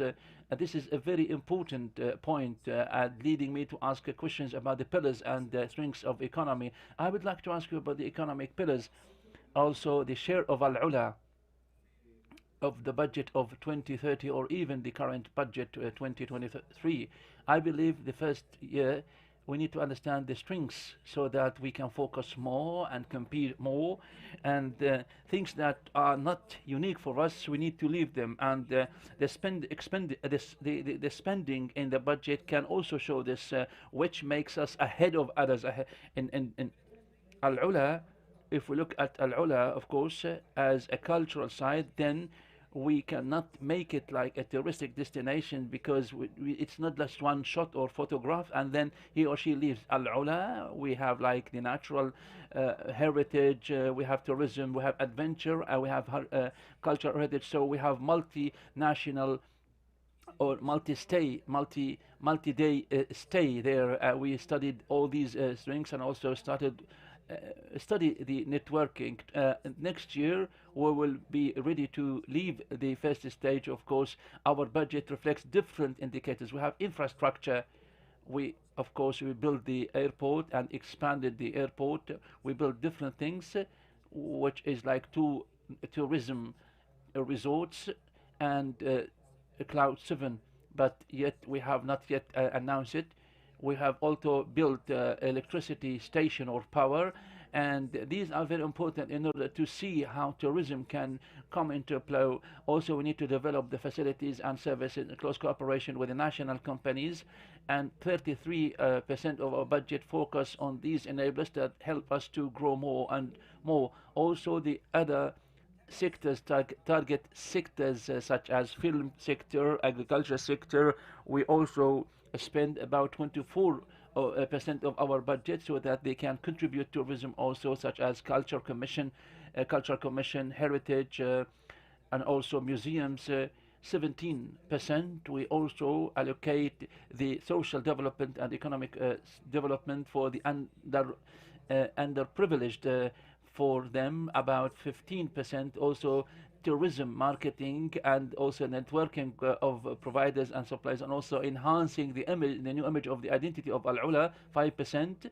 We also continue, 4% will be spent on ensuring of the different working entities, such as like standardized licensing and accreditation to work in Al-Ula. This is how we focus on our on how our budget focus on our upcoming. We speak about urban development, infrastructure, hospitality, hotel sector. So it is a holistic perspective, holistic view of Al-Ula. I'd like to listen also, Your Excellency Engineer, about the sustainable or financial sustainability with all these efforts coming into play across these sectors. I believe Vision 2030 is clear cut. Any kind of investment that we put into action, even though it might be like big at the beginning. So the tourism sector in the kingdom was not there as expected or desired, but also it should realize sustainable financial sustainability. We don't work in silos. That is why we have to look into the sustainable financial development in a balanced way. But again, we don't turn a blind eye to this, which is reducing dependence on the government budget to achieve the targets. Financial sustainability based on what we are working is by 2035 the entire network of the economy will be completed, like 2 million visitors to 2-3 days, more than 5,000 hotel rooms, real estate development, and the direct and indirect income resources. This will be very much dependent on, and then we will be over by 2035. We will not take any budget from the government, which means that this is an early investment opportunities in Al-Ula based on the directives of the Board of Directors, His Royal Highness, Head of the Board of Directors, and also His Excellency Fahad. We are working as many responsibilities roles as possible, because in Al-Ula we need network of hotels, hospitality, airports, the readiness and preparedness of the local community. Without this kind of integration, this economy won't be possible. The small cities, to make it more sustainable, that is why we have to invest in the entire ecosystem. Financial sustainability is one thing, and the ability to cope up with the crises is something else, and resiliency is something else of the economy, of course, something else. We have learned that the cities that depend on tourism-driven economy now they suffered about 60%. So if they are trapped again in this problem, they won't be responsible anymore. But that is won't be responsible anymore. That's why we depend on the cyclical stages, the dependence on the sustainability of investment, which is enabling the medium and small and medium-sized enterprises to interact with these problems through digital, safe, and healthy infrastructure. If a shop is closed, you have to sell and buy online. So also your income should not go down to zero, enabling human beings whose jobs depend on tourism to have different skills to create contents and also to create jobs from home, so that we can have more sustainable economy, not just like to understand sustainability and its untied term, but we need like to be more sustainable in different sectors. So these are very important in the journeys of the stakeholders. But let me take you back. We are talking about journeys. You talked about the completion of the old things and activating a number of historical sites in Al-Ula and Tayma. How do you assess and evaluate your journey being part of the team members? Let's speak again about the financial sustainability and the business model in Al-Ula. Today, the tourism sites, and I have referred to this previously, they depend on added value, one added value that is over to expand the comprehensive understanding of time-driven or time-bound term, where it is like a time-driven journey. It is a story that is driven by a museum, and this is something that is being always driving people. Now this ecosystem network has been expanded, which is north and west of the Kingdom of Serbia. There are directives that have been issued where the natural sites should be and the historical sites should be in Khaybar and Al-Ula. This year is, if you notice, after the archaeological research studies have been completed and the legislation of Khaybar and Tayma, they have been included to a time-driven journey wider than Al-Ula, which is the old kingdoms, the old Arab kingdoms. So tourists visit such places. You go to different places. It's not like when you go to, very much like when you go to France. So you don't just take you take your car and you go to different places, different sites. Yes, between each of which 150 up to 200 kilometers. So when you visit Al-Ula, you stay in Al-Ula, you live in Al-Ula, then you take 2 days to Khaybar, then to Tayma. While still developing these products now, Al-Ula will be more attractive to visit Al-Ula different times. Each time you stay there different nights, which of course also will be very important for the financial sustainability. You talked about development. I am very much keen and interested to ask you more about this. We have different businesses, different work done by the Royal Commission of Al-Ula, other than development, growth, and the development of existing infrastructure. How do you strike a balance between development, building, construction, while still maintaining culture, heritage, archaeology, antiquities, nature, human beings? This is a tough question. The Green Kingdom of Serbia has put ambitious targets, which is neutral carbon emission, and the nature to increase the planting trees up to 2060 in Kingdom of Serbia, while in Al-Ula it is 2035, where the carbon emission will be much less than expected or desired. The international business model is that nature per se is an agenda that always criticize other projects, and that is why we have to find methods to avoid any kind of negative impact. But this is not in nature nor in the business development model. It is in the legacy that has come into, or that has got into the agenda. So it is a business model that is key, that is important, that is main. So when the rehabilitation of nature is successful, some of them have been listed in the heritage, where this is what is desired by tourists. So if we link the budget of natural revival and the things that the tourists desire, so it's building code are very important. The materials used, we have seen different projects, Mariah and others, which make natural reservation always goes in line with the building. Yes, legislation, practices, regulations. Of course, the cost may be higher, but if they have good economy impact, then of course the touristic return will be higher on investment, and not just to treat such kind of buildings and construction later. Great. One final question about events. We have seen different events coming into play across the season, and we have started to talk about Al-Ula. Al-Ula is not just like the season, but different things that have come into play, different things that are the objectives. What are the strengths that making Al-Ula a destination, a touristic destination across different seasons? Of course, based on the early analysis, it is not one season touristic destination. Well, there are nice seasons and activity that attract more activities across the year, while still, of course, the type of tourists, the type of guests and visitors can be different. So we have different tools to incentivize, to motivate the economy.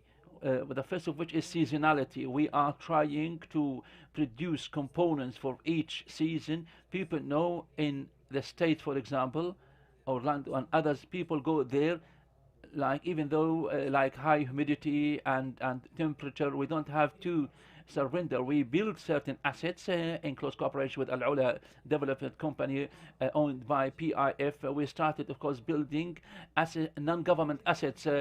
To make this model successful, there should be tourists. Tourists need more than assets. So we invested after assets. Our own investments is beyond seasonality. We have to make more motivations, more attractions.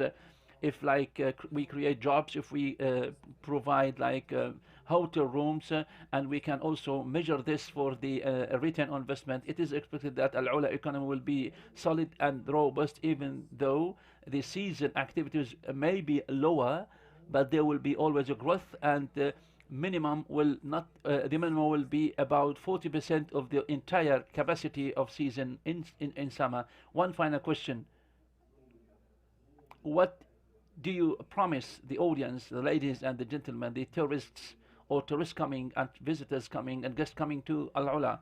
First, our commitment and the directives of His Royal Highness Crown Prince Al-Ula will be a living museum that is open. Our role is to showcase the functions and the journey and the stories of human beings, unique products. We promise tourists will see different days, unique days, because the ecosystem of tourism is integrated in terms of the airport, in terms of the hospital, hotels, hospitality, in terms of the hotels, in addition to the different unique resorts. Year by year, we will see more touches, more. We have seen Palm Tree, the first operator, 5-star hotels and hospitality in the private sector. Habitats also. Development in terms of transport and flights. The growth rate in airport is 300% in comparison with last year, and the direct flight to Al-Ula, from Al-Ula to Jordan to Egypt, which are very important networks to the States, United States of America. We have also opened the special airport where we have, of course, the special airports, the special flights, which is also one of the most important target for us. Also this week, direct flight to France. So we made it very much easier. So the product will be unique. What we want, the tourism is not just one day product. It is not just one day, or we decide this like a few days. You have to make your budget, because Al-Ula has really nice budget, really nice products. Prepare yourself. You will see living a museum to see there a lot of things. We hope also this to come into reality. Your Excellency, Engineer, the CEO of the Royal Commission of Al-Ula, thank you very so much, ladies and gentlemen. Thank you so much for being with us. Thank you so much. Your attention is highly appreciated. السيدات والسادة الكرام. Ladies and gentlemen, you are kindly requested to remain seated. We will resume and complete the fourth session. السيدات والسادة، سنبدأ بعد قليل. أرجو التكرم بالبقاء مكانكم.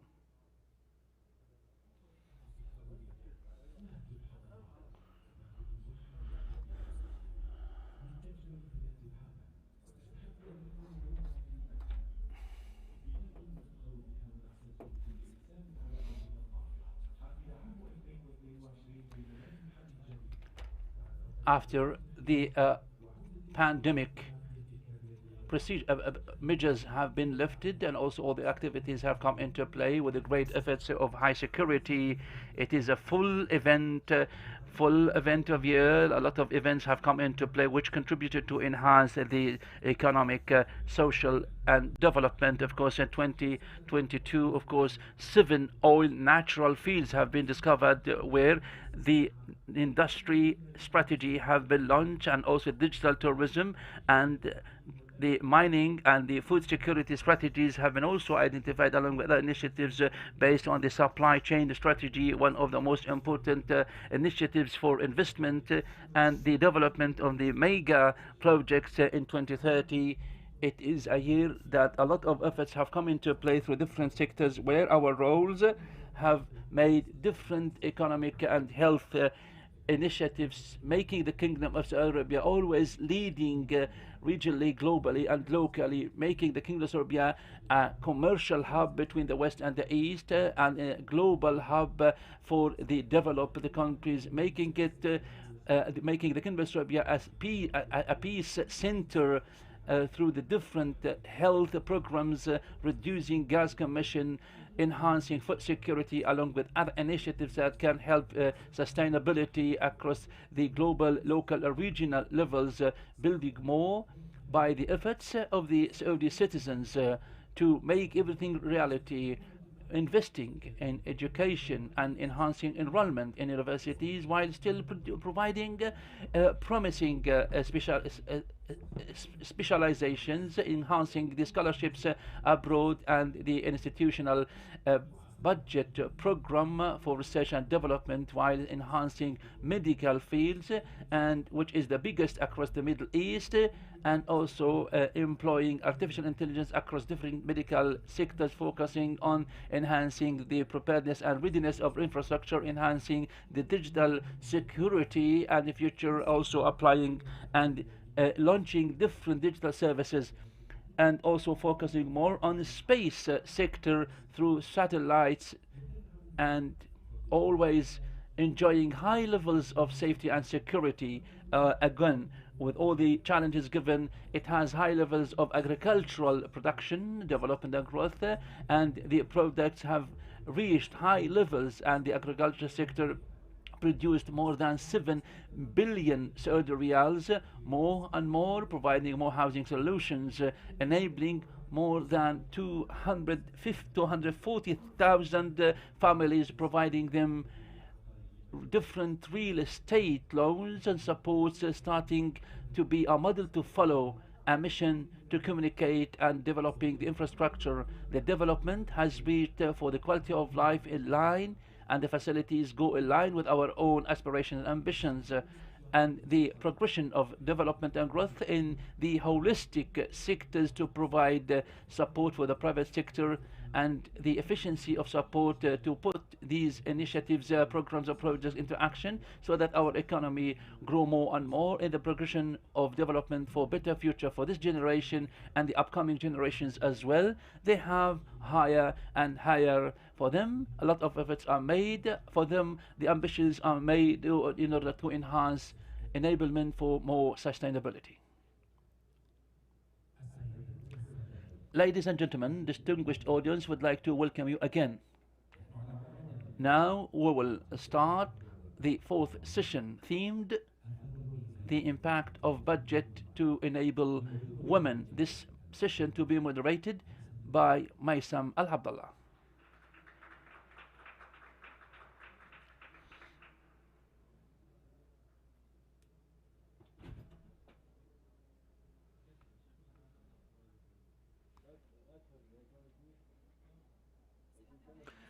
Ladies and gentlemen, distinguished audience, Your Excellencies, Highnesses, peace, blessing be upon you all. Good afternoon, everyone. I'd like to welcome you to the fourth session of the Budget Forum, themed the impact of budget in enabling women.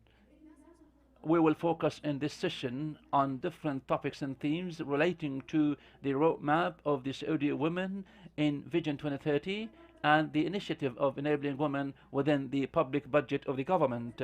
We will also focus on the different reforms adopted by the government and the private sector to enable women, whether in her own contribution and participation in the labor market or other sectors or sectoral participation engagement. We'll also speak about the different achievements that have been realized ever since Vision 2030 was launched for women enablement, and also the efforts made by the government to enhance the women, and also to look into forward for the future of women. Without further ado, there are different topics and themes to be spoken about, to be discussed, and I am honored to welcome, I'm calling them to come on the stage, please, Her Excellency Dr. Al-Ula Future, the head of the Human Rights Department.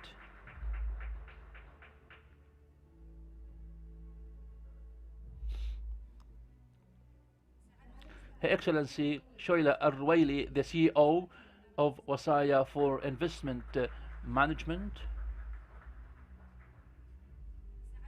Her Excellency May Al-Mzaini, the founder and the CEO of the Arab Center for Women Enablement, NISF.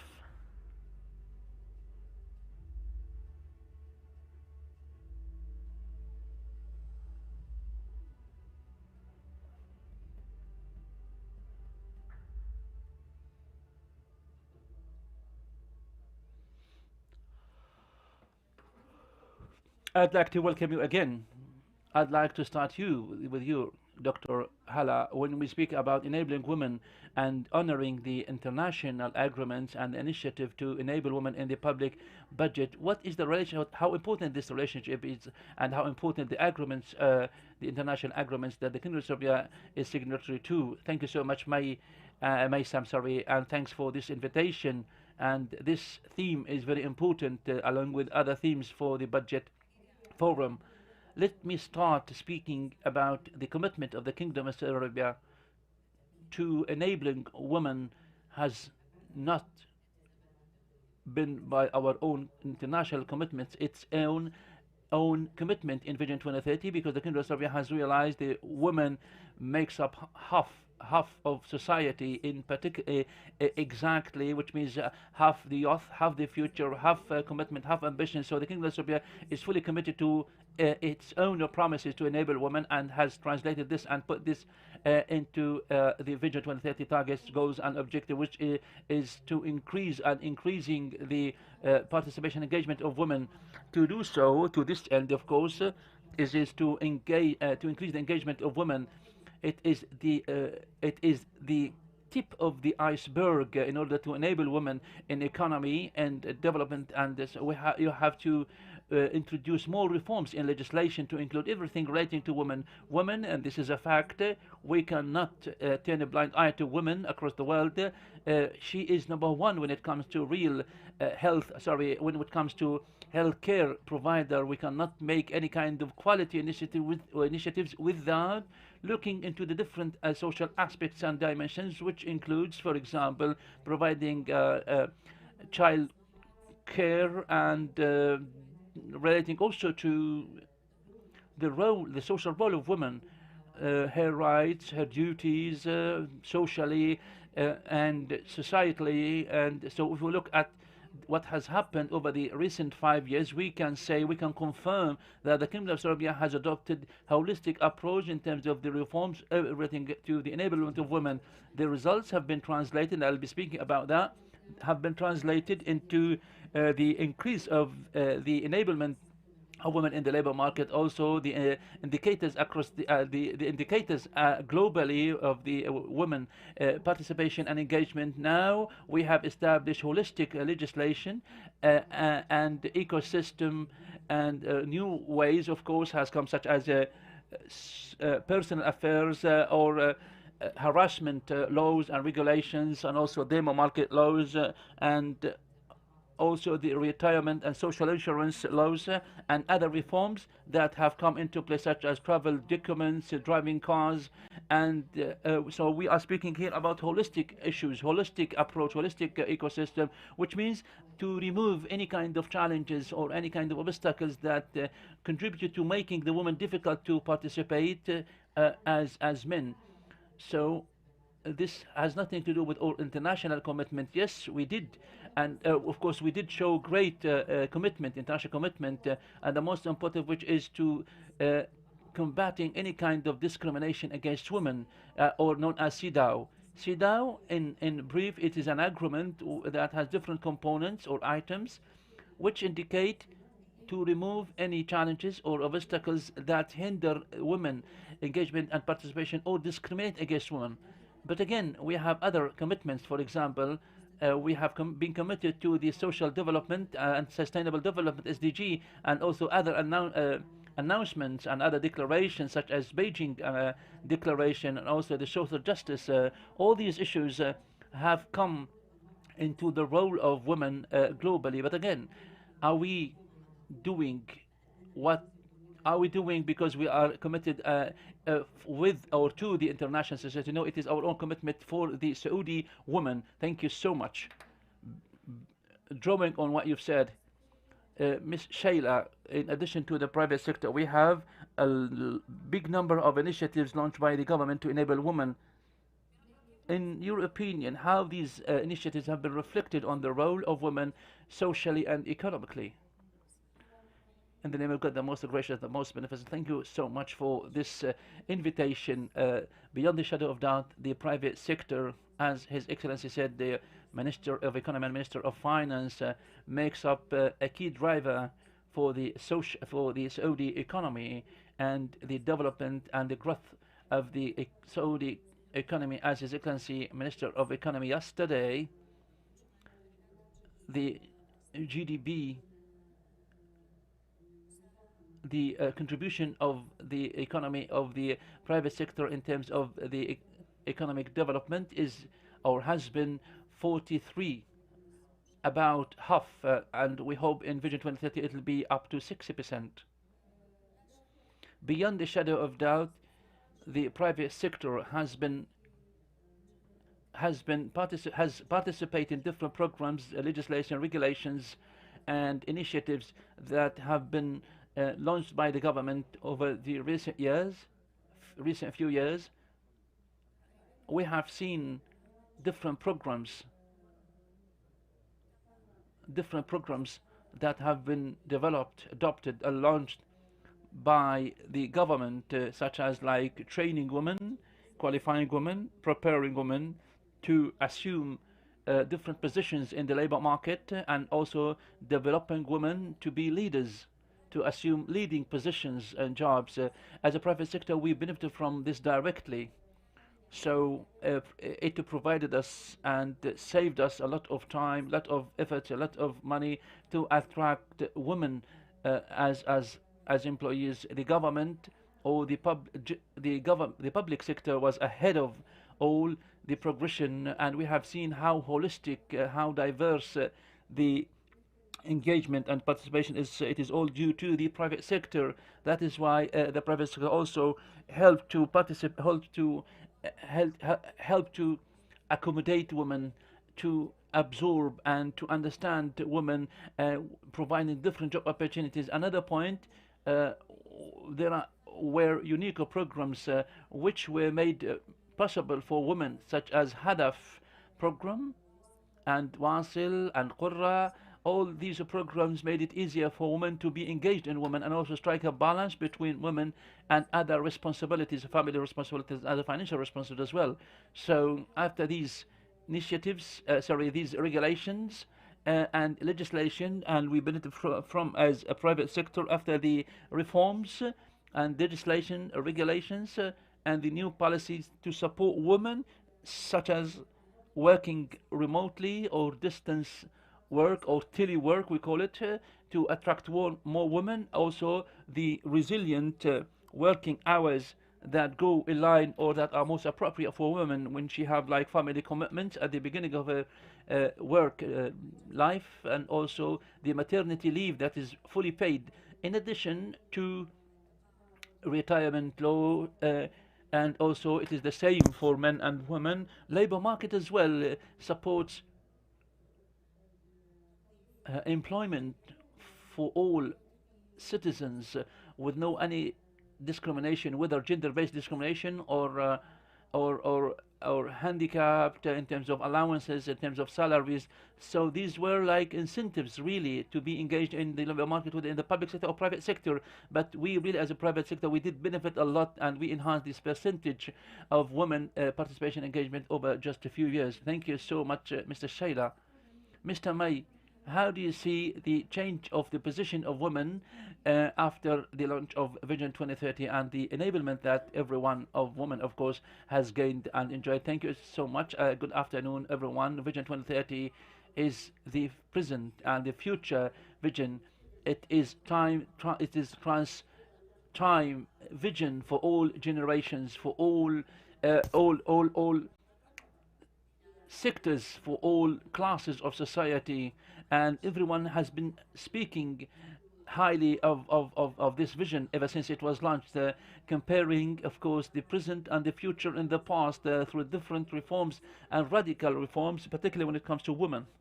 And time may not be sufficient to speak about the great efforts, the great benefits for women, and I can cite the number of women and girls working outside.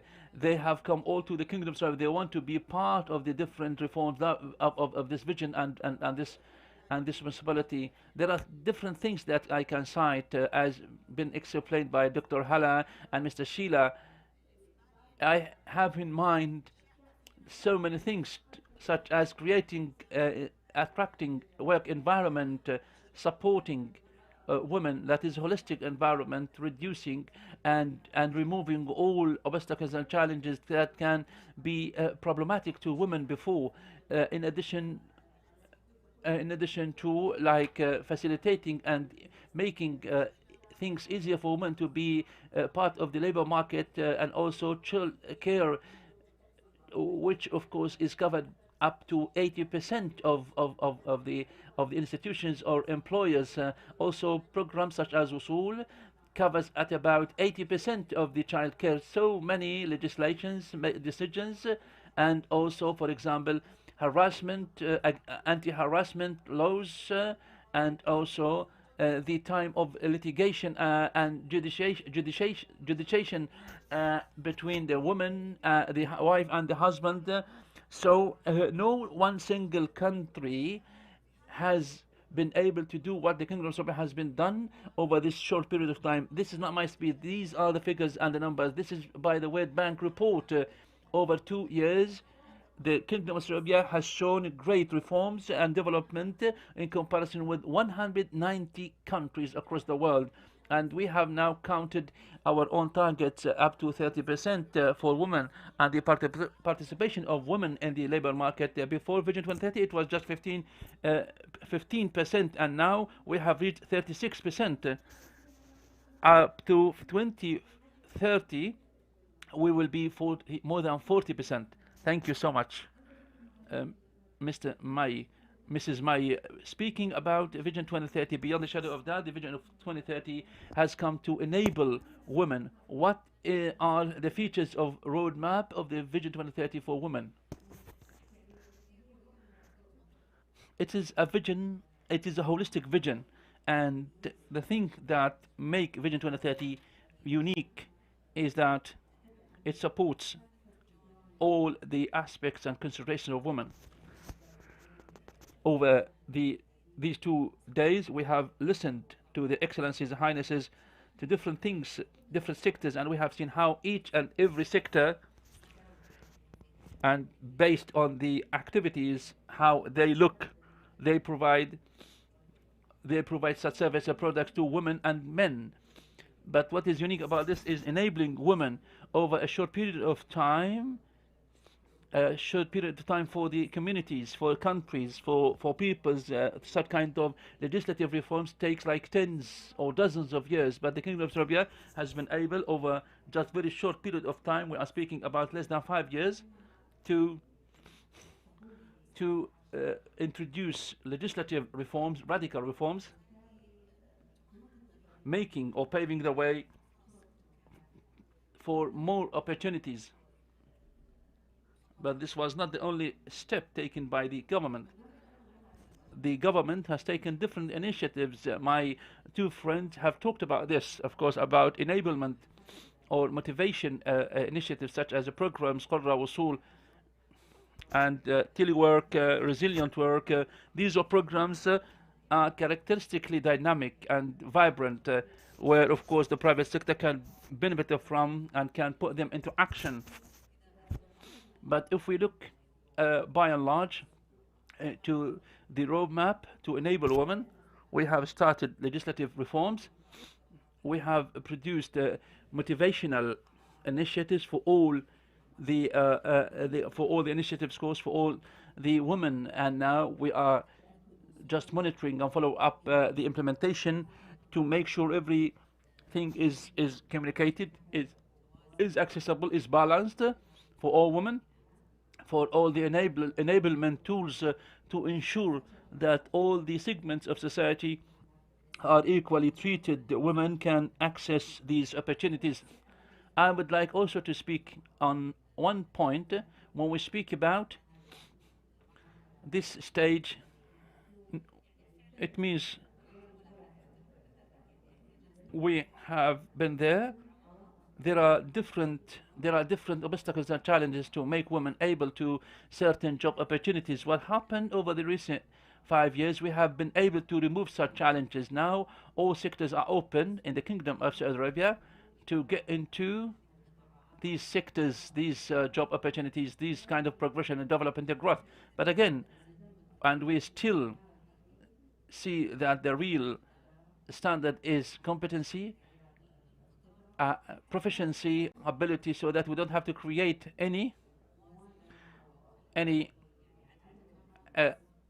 kind of imbalance in such a way where there may be a kind of sense among the local community that there's kind of discrimination for women and not against women, and we don't want this to go too far or too. So the Kingdom of Saudi Arabia has never taken any kind of quota. There is no quota that is imposed on the private sector or the board of directors that you have to, for example, employ this number of women. simply because the idea of quota across different countries have been proven that it's not the best step, and other countries have no longer or are no longer using this kind of quota-based system. And of course, corrective measures were taken. What the Kingdom of Saudi Arabia has made, particularly, I'm answering your question, it was known as is open windows or opening pipelines and windows with like opportunities to be engaged. We have seen over the recent years big acceptance for women and motivation. They have taken now equal opportunities in education. We have never distinguished in education. We are at the top of the countries in terms of the gender gender balance for women and men in education and other sectors. We expect over the coming years we will increase this more and more, and because if we depend on this, if we depend on competencies, uh, uh, the citizens, the female citizens of Kingdom of Serbia will be able to be across all the sectors. Thank you very so much, Your Excellency. What you've said leads me to another question. Today, the private sector is a key partner in the economy. Ms. Shayla, what are the most important reforms adopted by the private sector to enhance the level of participation and inclusivity or inclusiveness and engagement and diversity, with so many challenges have been removed, or with so many challenges removed that were like obstacles to the enablement and integration of women? The private sector has been able to follow up the labor market, the different sectors, and the public sector as well, and also across the world. So different bylaws and regulations have been developed internally, and also so many private sector institutions have been speeding up to integrate women.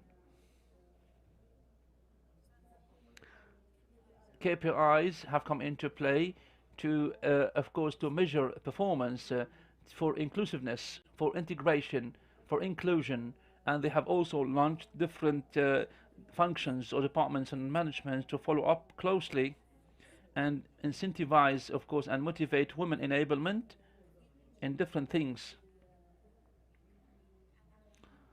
And things that I have been working with after certain companies have also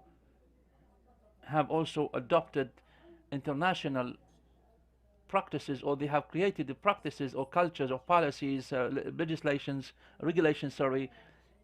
Her Excellency Dr. Hala knows from G20 and also from the private sector. From G20 we worked with different entities, different companies, Saudi companies, local companies, to bring the policies, and we call it a playbook or practices, to help any company to adopt after the laws and regulations have come into play, and some practices also to adopt them to enable women. And the number was higher, and also some countries, some developed countries in the West, as the participation of women. We were surprised that they also have adopted this, and again, another initiative that is in the Kingdom, so in the private sector, is a GROW or GLOW, and Wasaya and other companies also are the supporter. It is a society that's non-profit society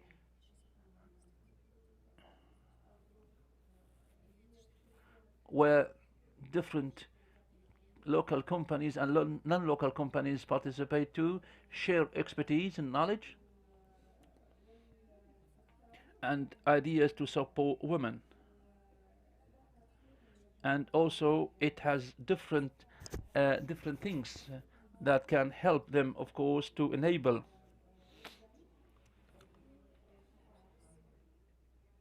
to participate in the private sector. One more thing,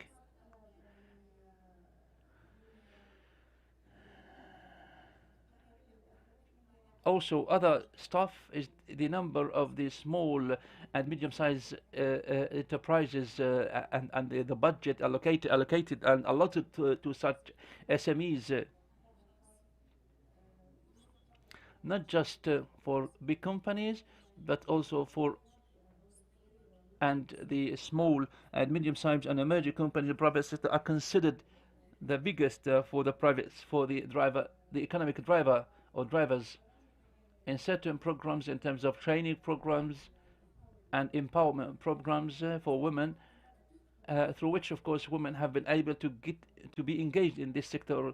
In 2021, based on the financial report, the number of the companies, small SMEs owned by women, have been counted up to 50,000. Of course, women can register their companies and can also register the trademarks, the practices. These regulations have sped up the engagement of women. We've been really surprised by one thing, which is the preparedness and readiness of women. When obstacles and challenges were removed, women were readily happy to be engaged. We thought that this will take years to invite women and to be active or proactive, to see women in different sectors in the labor market.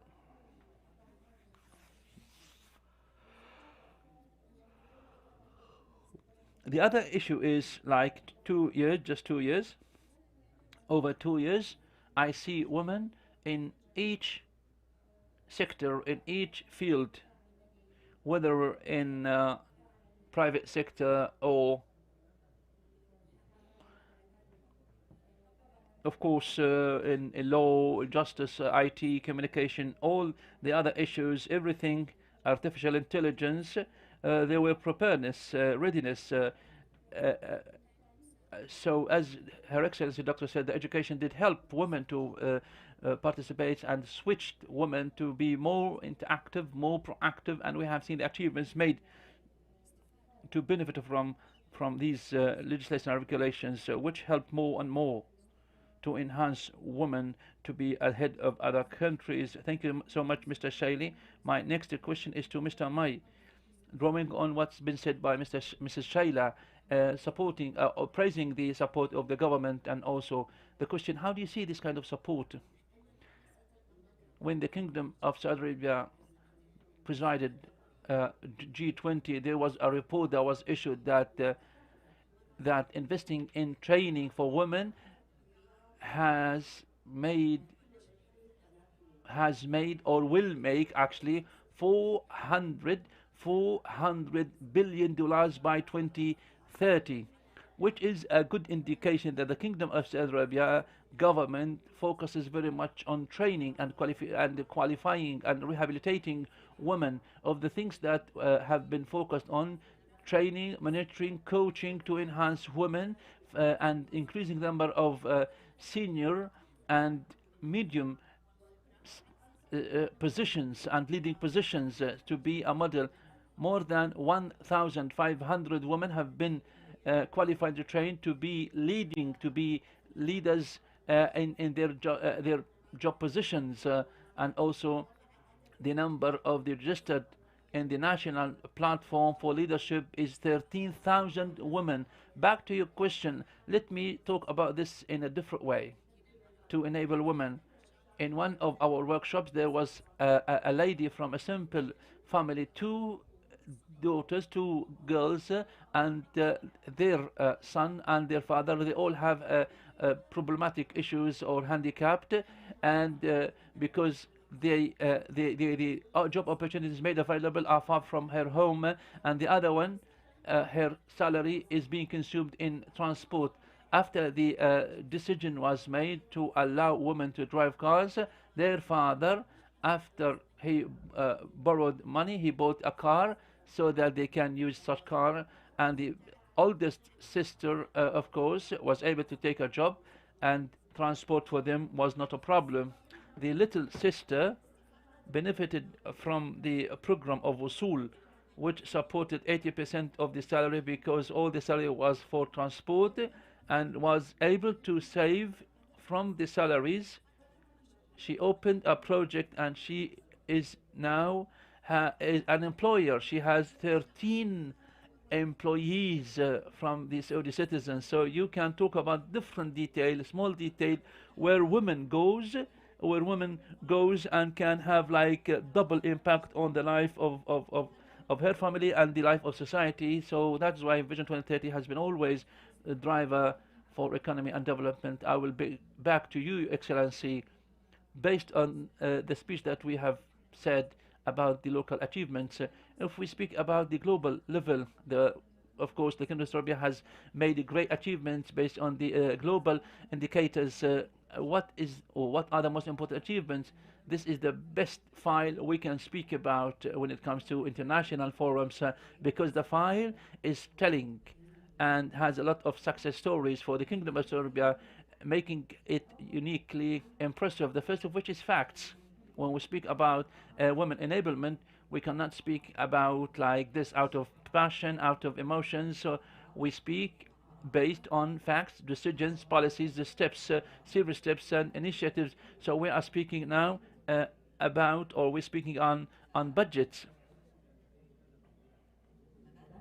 The budgets paid, the amounts of money paid, and also allocating special budgets for women engagement, which shows the seriousness of women. But this also reflected on other indicators, as as my friend has talked about. The World Bank over 2 years has emphasized that the Kingdom of Saudi Arabia is top of the other countries that are developed. كذلك إذا In comparison with 190 countries. Other indicators also talk about this. We have been there for a long time, competing between such as like the gap between the two genders. We have made great leaps, giant leaps, like 10 times when it comes to the gap between gender and male and females and others. We have made like 20 up, sometimes 30 steps or ranks. We also have indicators of giftedness or talent or talented people, also showing the Kingdom of Saudi Arabia a commitment economically to take care of talented and gifted people. We have also made great leaps in this indicator. We are now providing like reports about sustainable development goals, which is SDG number 5, which is like gender equity and equality, and also all the reports of the Kingdom refers to the positivity of what's going on in the Kingdom of Saudi Arabia. So now the language, numbers and figures well reflect what's going on here in the Kingdom of Saudi Arabia. Stats and figures data is the strongest language where we can use and speak, because as I said, it is far away from emotions, passions, feelings, and hollow slogans and mottos. If we compare ourselves to other countries today, over the recent 5 years, we have been able to be among the top countries when it comes to supporting women, after being like the least country that supports women. And we will be seeing more and more reports that will be issued and launched about the progress made in the Kingdom of Saudi Arabia when it comes to enabling and empowering women. Equally important, the indicators, they are general and public indicators, but they include like such as competitiveness. Also, this indicator is very important, which shows the great efforts of the Kingdom of Saudi Arabia when it comes to women enablement, which enhances the level of competitiveness of the Kingdom of Saudi Arabia. We have listened last week yesterday to the excellencies, how important it is to attract direct and direct foreign investments to come into Kingdom of Saudi Arabia, which is one of the indicators for foreign investments. We say again and again that this file exactly is not. We don't support this out of luxury or out of fun or out of entertainment, or we want to show off. No, it is an economic need.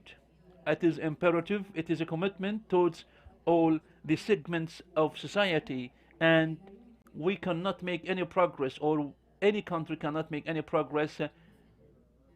Any kind can make any progress once turning a blind eye to women. So these are that talk about women. Not thank you so much, Dr. Hala. Since we speak about women in the ranking of the Kingdom of Saudi Arabia in global indicators, allow me now to take an intervention from Jason from the World Bank, and then we will move ahead.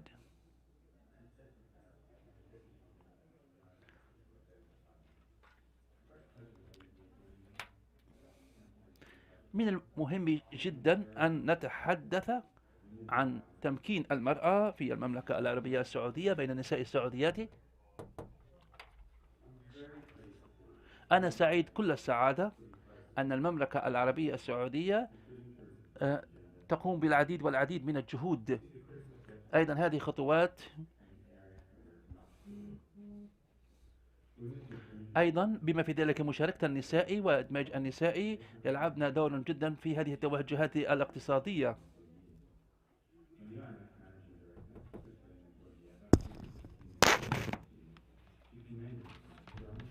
Performance and impressive progress in implementing their Vision 2030 reform agenda, notably the doubling of the share of women in the labour force in just 4 years.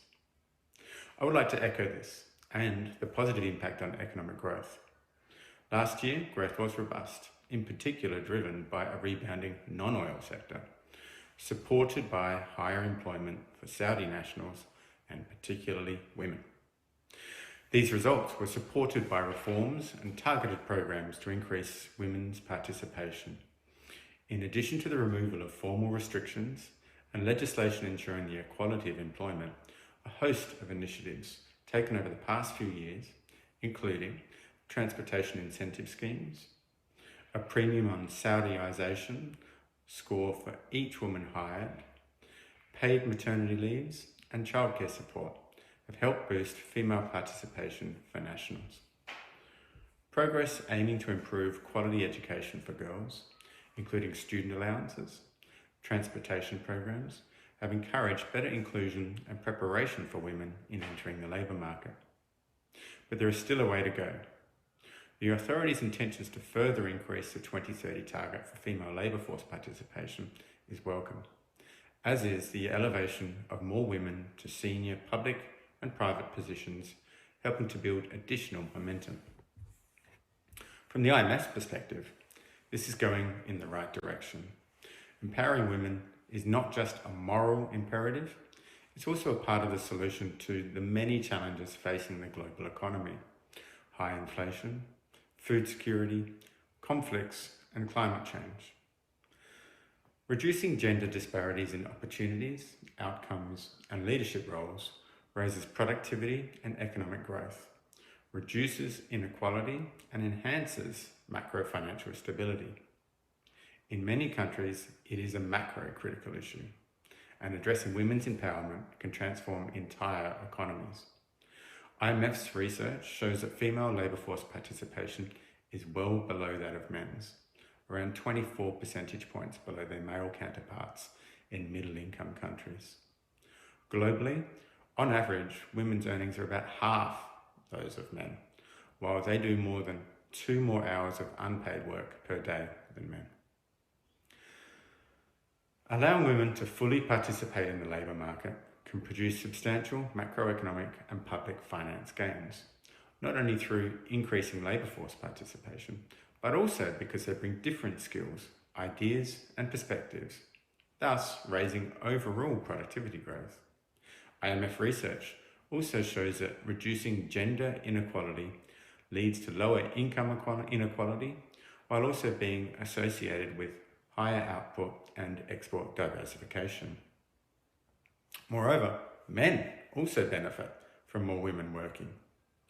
IMF research shows that women and men bring different skills and ideas to the workplace, so raising female labour force participation can raise productivity and men's real wages too. One important way countries can strengthen women's economic empowerment is by bringing the powerful tool of the national budget to bear on gender gaps. For example, through refocused budget allocations to ensure that gender priorities are adequately funded. This is the nature of gender-responsive budgeting, which is the area that I am heavily focused on, and I'm particularly pleased to see Saudi Arabia making progress in this area. Here, the IMF has provided support to over 120 countries through training and capacity development activities. Making progress in women's empowerment is captured well in monitoring of women's empowerment by international organisations and are monitored with great interest by countries, organisations and individuals across the world. Gender equality is a key priority in the UN's Sustainable Development Goals. In the area of gender budgeting in particular, the SDG indicator 5C1 monitors the proportion of countries with systems to track and make public allocations for gender. The IMF also monitors progress across countries in the area of gender budgeting and has developed a database of practices of over 90 countries worldwide. This database provides in-depth comparative information on country experiences with implementing gender budgeting, and we would be glad to evaluate Saudi Arabia's gender budgeting initiatives in our database and monitoring. Now, taking a step back and looking forward to the challenges facing the global economy, the IMF's support to members will continue to include support for social spending to protect poor and vulnerable households. However, many countries will have higher debts and lower revenues, and they will need to put their finances back on track. This does not necessarily mean austerity and cutting health, education and social spending. In particular, priorities that will need to be tailored to country circumstances include, first, boosting revenues through progressive tax measures that focus on those who can afford to pay. At the same time, cracking down on loopholes and tax evasion. Second is to reprioritise spending, enhance efficiency and fight corruption to get more bang for the buck of public spending. Third, undertaking policy impact analyses in when spending rationalisations are needed to minimise negative effects on the most vulnerable and wherever possible, ensure that gender inequalities are not exacerbated. For example, women are often heavily impacted by social safety net reforms. During times of fiscal consolidation, there's an even greater onus to ensure the impacts of policy changes and spending reallocations are not felt heavily by the female. However, it's also the quality of spending and not only the amount. Some of the measures to enhance women's empowerment don't need extra spending, such as financial inclusion and digitalisation. I hope it's clear how much of a priority the IMF is putting on gender equality. It's why we launched the IMF's first gender strategy earlier this year. Our vision is to bring a gender dimension to the fund's core work. This means that gender will be an integral part of surveillance, lending and capacity development. We tailor our advice to countries on the economic consequences of gender gaps and shed light on how economic shocks or policies affect men and women differently. I will leave it here, but I once again want to stress the importance of the progress that Saudi Arabia is making in empowering women and encourage its continuation. This is a critical issue, including from an economic perspective, and there is a huge opportunity to be grasped. Thank you very much. شكرا جزيلا للسيد جيسون هاريس. يمكن الآن بنستكمل جلستنا الحوارية. شكرا جيسون لهذه الإضافة. تحدثنا عن الجهود المبذولة التي تبذلها الحكومة and we have talked about this to support women. How do you see the future of women over the upcoming years? We are living the future of women now in the Kingdom of Saudi Arabia. The development made in the ecosystem, which is organization, environmental organization, the support for more inclusive, it has been really wide to enable women. The country has been able to do a lot of things. When we speak about to women from Western countries in different sectors, but more globally, where we share our experience. We speak about different challenges. I really feel surprised to see the challenges that we are speaking about are their own discussions, and they started reforms, different things, and they started including women, or the inclusion of women 50s, 60s in the last century, in the recent century or last century, and they really feel surprised that the salaries of women in the Kingdom of Saudi Arabia for men and women is equal based on the job ladder or a scale, they have not yet come to this kind of thing in the Western countries. The same challenges, which is striking a balance between family and work, the same kind of challenges to reach and assume leading positions, same kind of challenges relating to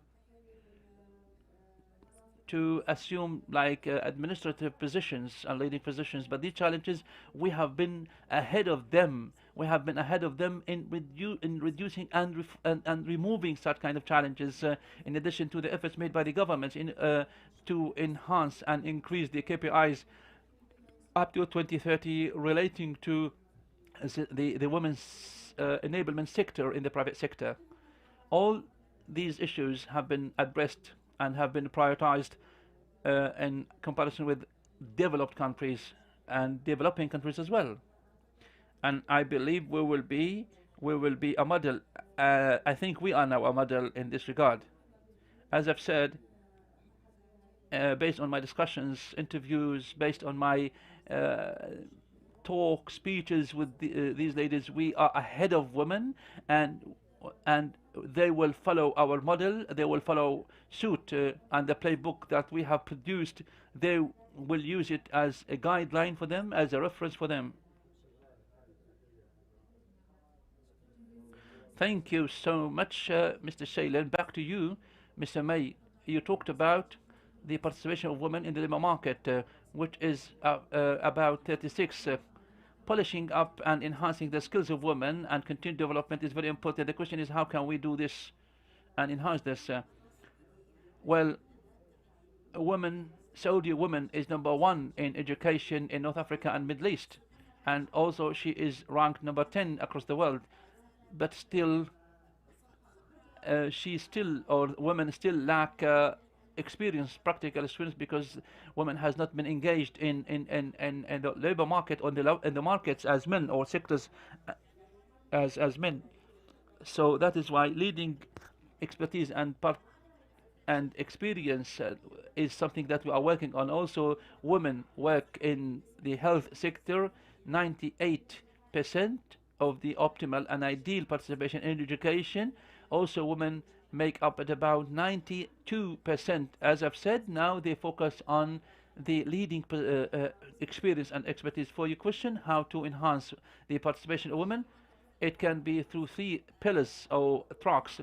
They are interconnected and they are more holistic, which is enablement through different training programs and workshops, also research and development through reviewing the gaps and analyzing and identifying the gaps where, of course, and how to address that kind of challenges. And all the third point is which is the social pillar, which is how we can communicate with the society to support women. We can connect this, of course, and remove any kind of different things, different challenges, obstacles. Thank you so much, Mrs. May. Back to you, Dr. Hala. Now we are speaking about the enablement of women in the public budget. What are the challenges when it comes to allocating a special budget for women enablement? This is one of the most important steps the government has taken. Big thanks go to Ministry of Finance. It's not a new initiative. It is an initiative to identify the budgets allocated for existing initiatives relating to women enablement. But again, this kind of number, it is a very important number. Why?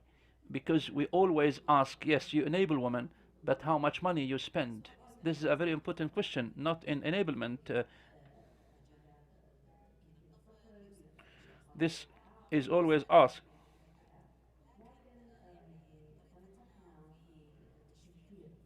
But our way is in encoding.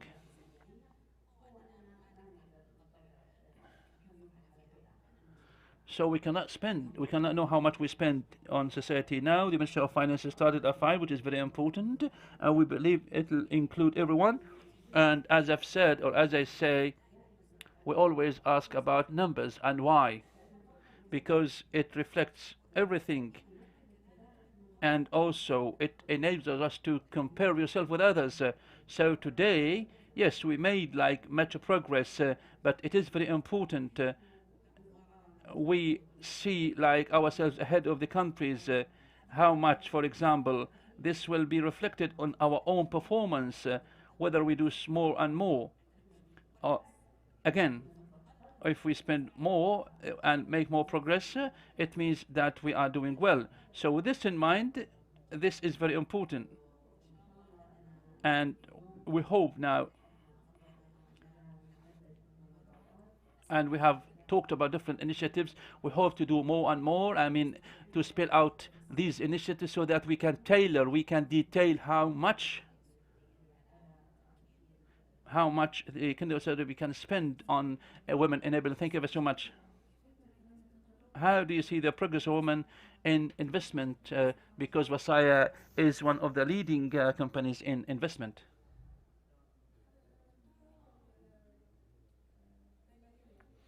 The sector of finance, such as like investment companies, banking system,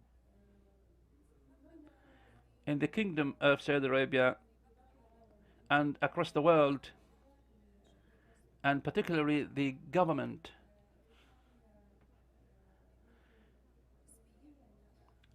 probably, of course, this has been the least sector for different reasons.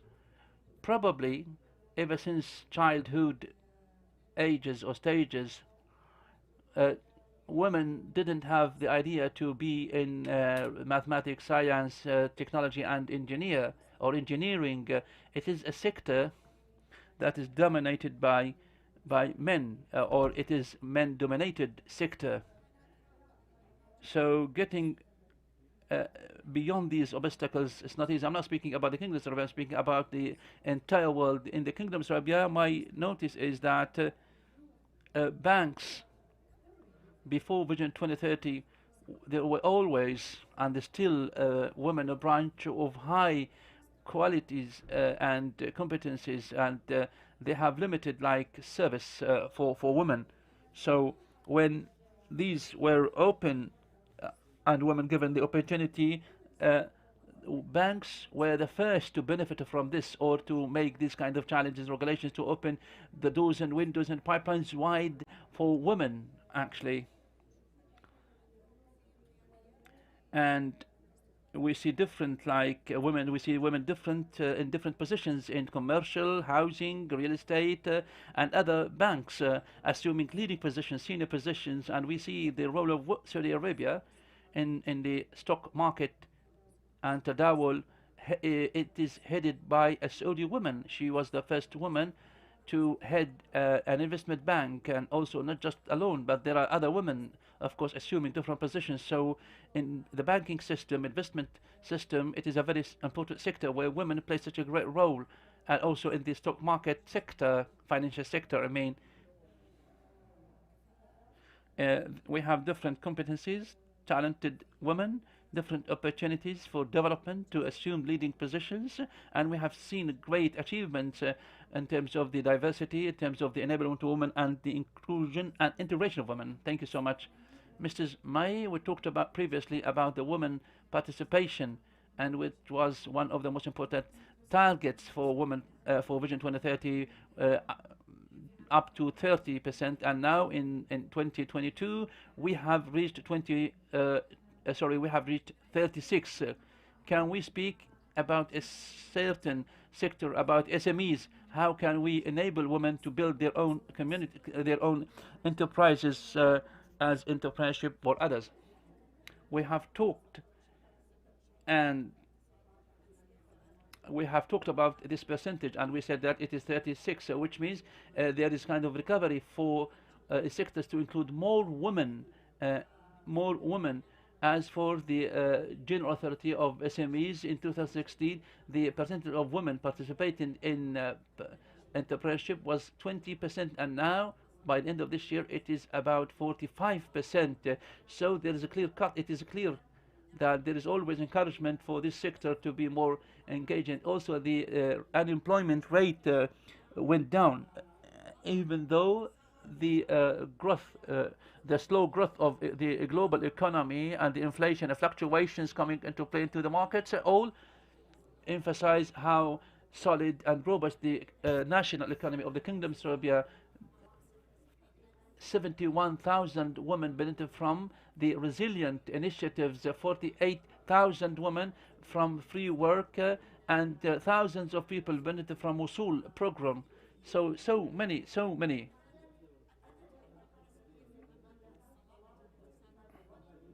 And also, this shows, of course, how robust and engage, how robust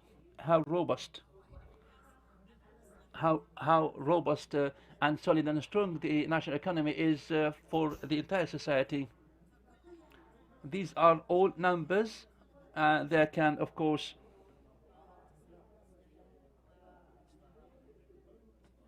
thank you so much.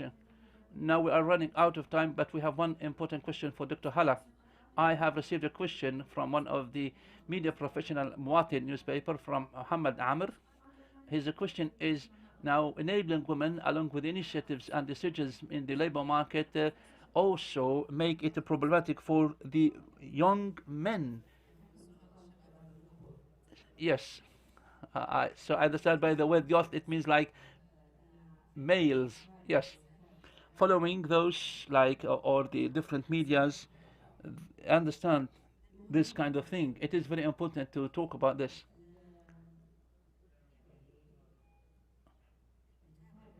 Those following figures and numbers understand that this is untrue. Still, unemployment among women is double of that of males. We're still speaking about the economic participation for women, but we are still not close to equal employment percentages. We have not been able to reach this kind of equal percentages. I can justify this because the momentum of and the vibes and the bits of the media professionals speaking about the different women enablement initiatives, different obstacles have been removed. This all impact the everyday life people. So that is why there can be a reluctance, resistance, fears. Some may say or may believe that this is exaggerated, or some may exaggerate. So we don't have any kind of system or law, regulations or policies that refer to employ women and not a man. So there is nothing like this. We don't have this in our regulations. Some say like practice, some others say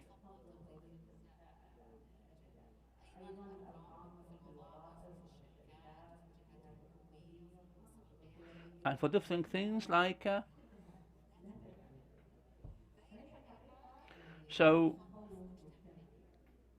it is kind of fear, fear, and the people feel it.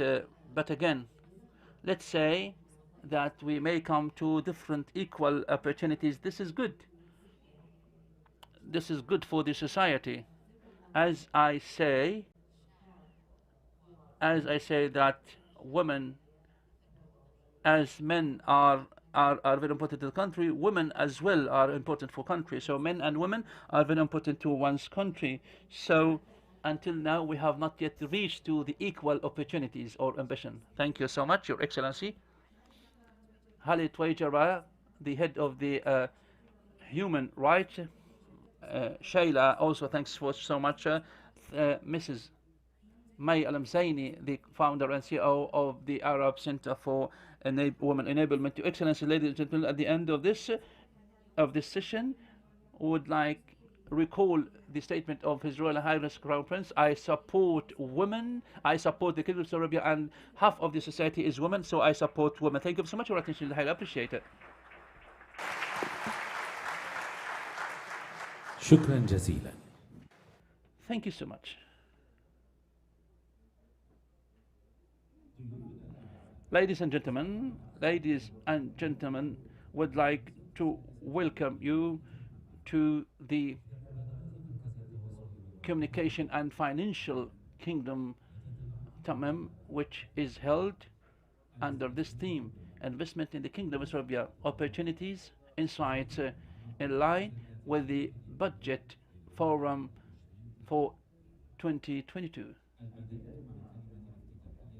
Now, an opening speech, which is knowledge gathering, Mr. Abdulaziz Al-Frey.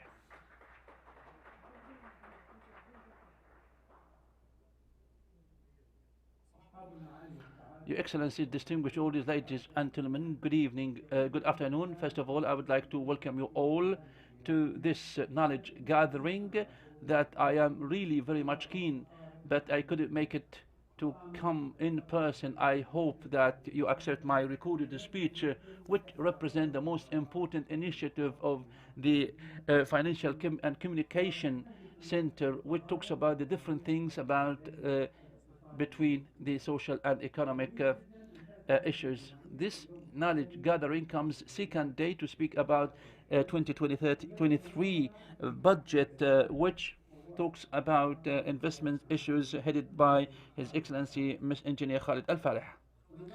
Would like to congratulate the Kingdom of Saudi Arabia and citizens and all the people working in this blessed country.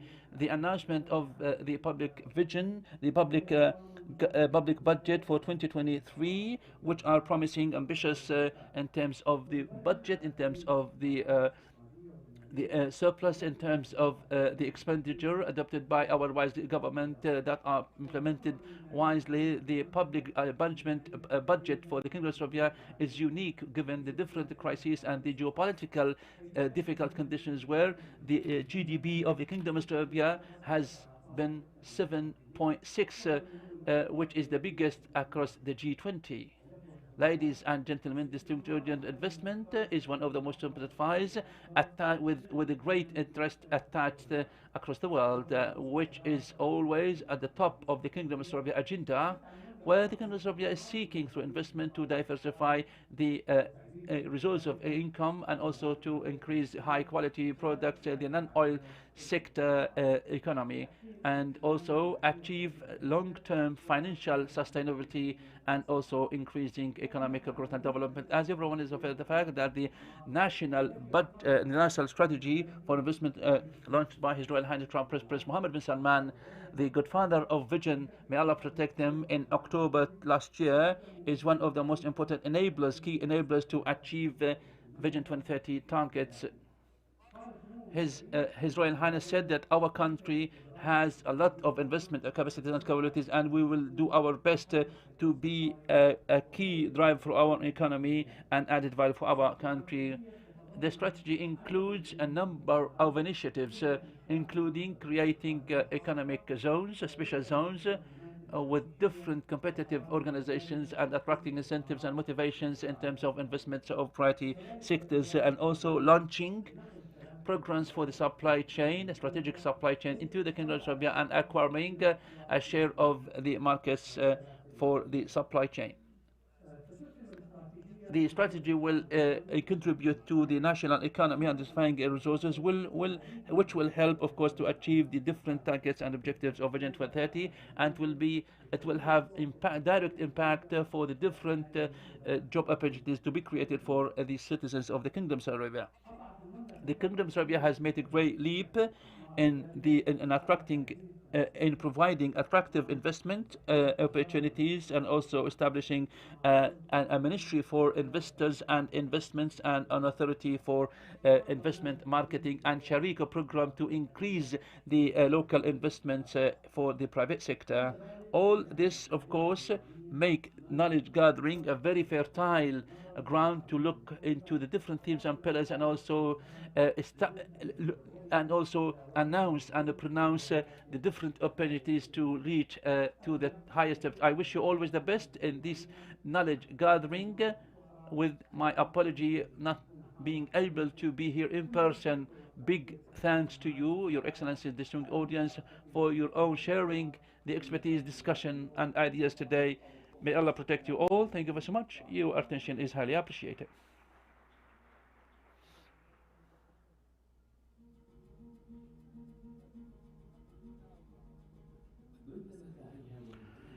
within its own efforts to diversify the economy and enhance the GDP, the Kingdom of Saudi Arabia is always encouraging the local investment through enabling the private sector and small and medium-sized enterprises and entrepreneurship, which goes in line with the investments of the environment reservation and achieve financial sustainability. This national strategy for investment is one of the most important key enablers to achieve the Vision 2030 targets and goals and objectives. It is a milestone for this strategic investments to motivate and incentivize the national economy for the citizens of the Kingdom of Serbia. The efforts are diverse when it comes to investments to achieve the sustainable development for all the sectors,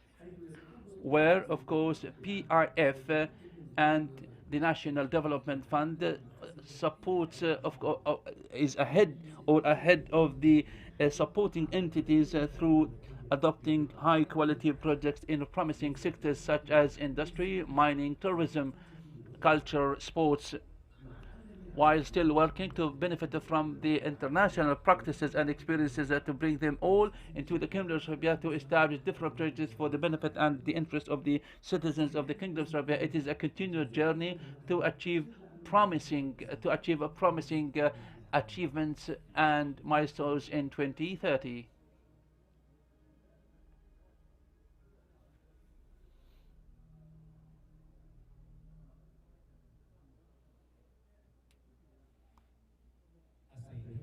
Ladies and gentlemen, this session to be moderated by Walid bin Khanfour.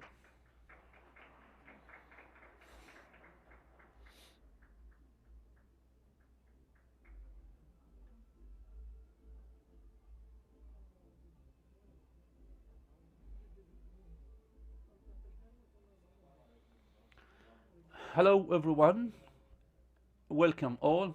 First of all, I would like to express my appreciation to Dr. Abdulaziz Al-Frey, and we will now start our session. It is the knowledge gathering, which is about investments in the Kingdom of Serbia and the promising opportunities. The Kingdom of Serbia Vision 2030 has focused on making the Kingdom of Serbia an attractive destination for investments based on the rich environment of natural resources and man-made resources and the strong and robust infrastructure and the geographical unique location. And the Kingdom of Serbia has made a great efforts to increase investment opportunities and diversify economy and increase the products and exports, the non-oil exports. This panel discussion will focus about investments in the Kingdom of Serbia, opportunities and investment. Different things will be about the future investments in the Kingdom of Saudi Arabia and the great efforts, opportunities made by the government of Saudi Arabia, particularly the promising sectors. So welcome all to this session. Now allow me to call on the stage first His Excellency Abdulaziz Al-Araifi.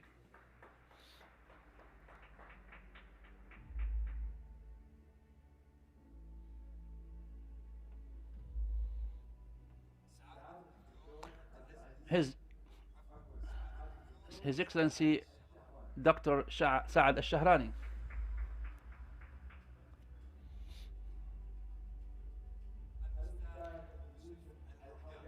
Mr. Yusuf Al-Hargan. Welcome all.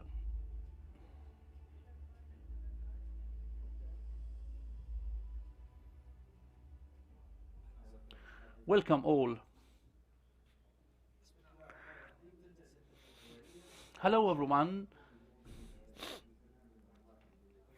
We'll talk about different themes. We'll start with you, Your Excellency Abdulaziz Al-Arifi. My question is to you: what is the role of Sharik program to enable the Kingdom of Saudi Arabia to be a global leader in the promising sectors or emerging sectors? Thank you for this question. if we get back to the role of the program,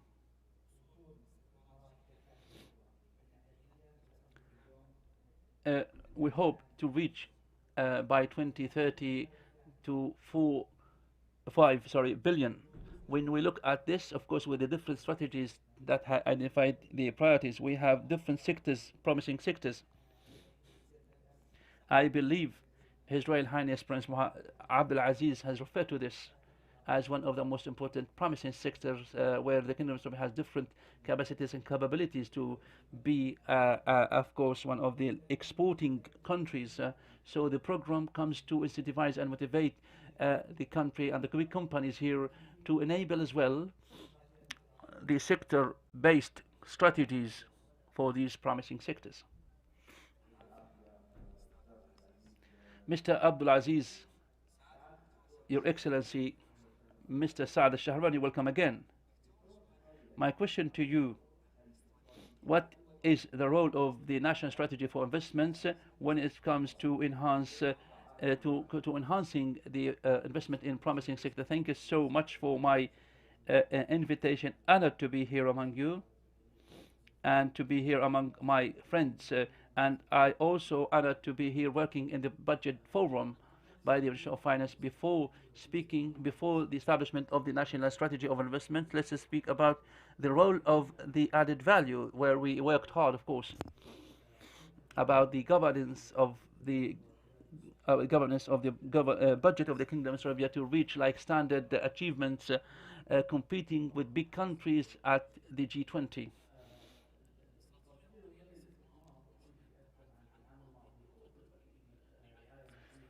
Can be, of course, the strategy, national strategy of investment was launched last year by His Royal Highness Crown Prince Mohammed, and has taken time to be well detailed, well tailored with the different government entities. Of course, we cannot do without the financial policy and the government expenditure. So the government expenditure track is a key track for investments. So the strategy itself, Vision 2030, was launched in 2016. It has a lot of things like promising and ambitious targets, which is like to be among the top 15 economies across the world, also sharing the private sector, enhancing it up to 65%.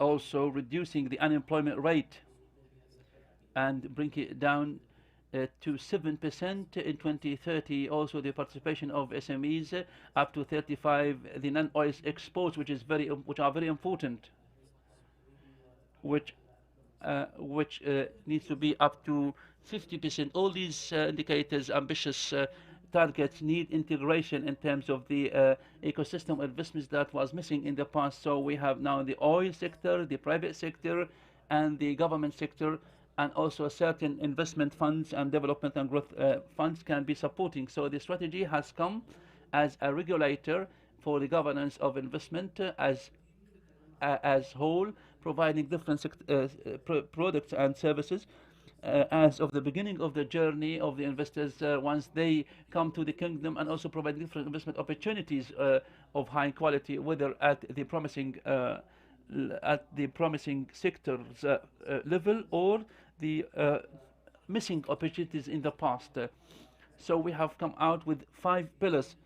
First, how to find such kind of opportunities, appropriate financing, motivations, incentives, and also the investors' services.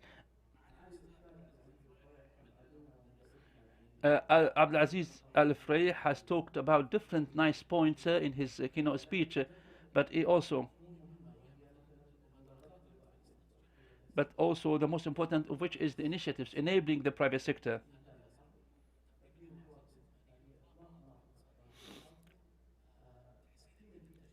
Also, what we need is that we need to be a competitive economy, and the initiatives and the reforms ever since the Vision 2030 has come into play, and the national strategy for investments, also the other sectoral investments such as mining, logistic services, transport, energy, and our own unique partner, which is Sharik program in the private sector. All these taken together are being targeted by the intensifying and doubling investments 3 times than before, which can be up to 388 billion Saudi riyals. All these are a number of targets, but the role of strategy is enabler and a governor for the investment strategy. Thank you, Your Excellency, Doctor, for your reply. Mr. Youssef, welcome again.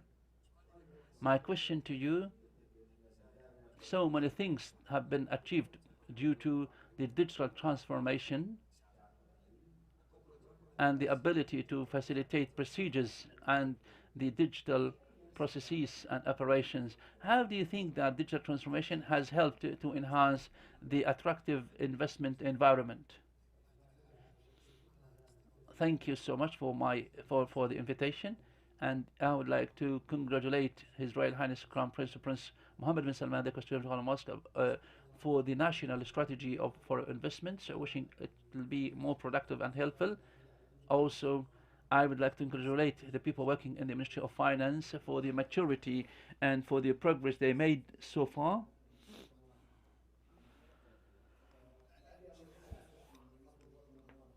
I would like first to define the center to better understand it and to better the National Center is one of the centers that support the human resources and the Minister of Finance for the different issues relating to human resources and finance. I'd like to focus more on the general finance, how we support and enhance the investment environment to make it more transparent, more attractive, easier, faster, to enable the private sector for government expenditure. Looking into this, of course, we have the biggest one is i'timad, and how procedures are automated and the supply chain from the budget start until the end of the processes, which are all of where we focus on the private sector and we enable the private sector. We enable the private sector to buy and purchase the competitions. The private sector is now either to visit a government entity or to be updated always. So sometimes you cannot have a sufficient number of employees to understand the different competitions and easier. Now we have with i'timad, you can get into all the competitions, you can buy them, you can filter and so on, better than before where you read the newspapers to understand. The second thing is signing contracts. Now you don't have to visit anything. Also enabling and motivating the private sector has been much better than before. So this is how the center has helped, of course, to automate the different procedures. Thank you so much, Mr. Yusuf. Mr. Abdul Aziz Al Uraifi, thank you so much. Is the role of Sharik limited to motivating the projects from the big companies, or does it only play a role to motivate the investment opportunities for such companies? This is a very important question. The program itself, within the ambitious targets, it should be a proactive and initiator to speed up the investments. We have two things. Opportunities come from companies and others come from the development of companies. Today, do we have any kind of job localization, like financial sustainability, in addition to different strategies, different things? So today the program is a key enabler to achieve their goals.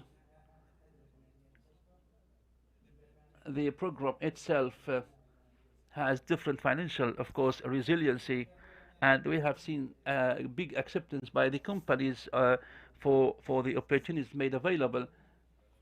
particularly given the future opportunities, investment opportunities, and the projects. There are promising opportunities for companies, and we are very much keen to speed up the rate of investments to achieve, of course, the investments here in the Kingdom of Saudi Arabia. Thank you so much, Mr. Abdulaziz. Dr. Saad, my question to you: what are the program initiatives and projects adopted by the Ministry of Finance to enhance the investment track, and how such initiatives help to increase the investment opportunities? Of course, in addition to my answer, the Kingdom of Saudi Arabia is uniquely providing high-quality investment opportunities in promising sectors that have not been exploited or still are untapped, whether investment opportunities in mining, tourism, entertainment, technologies, IT and communication, education, health, and the biotechnologies are all promising investment opportunities that have not been taken into consideration before the launch of Vision 2030.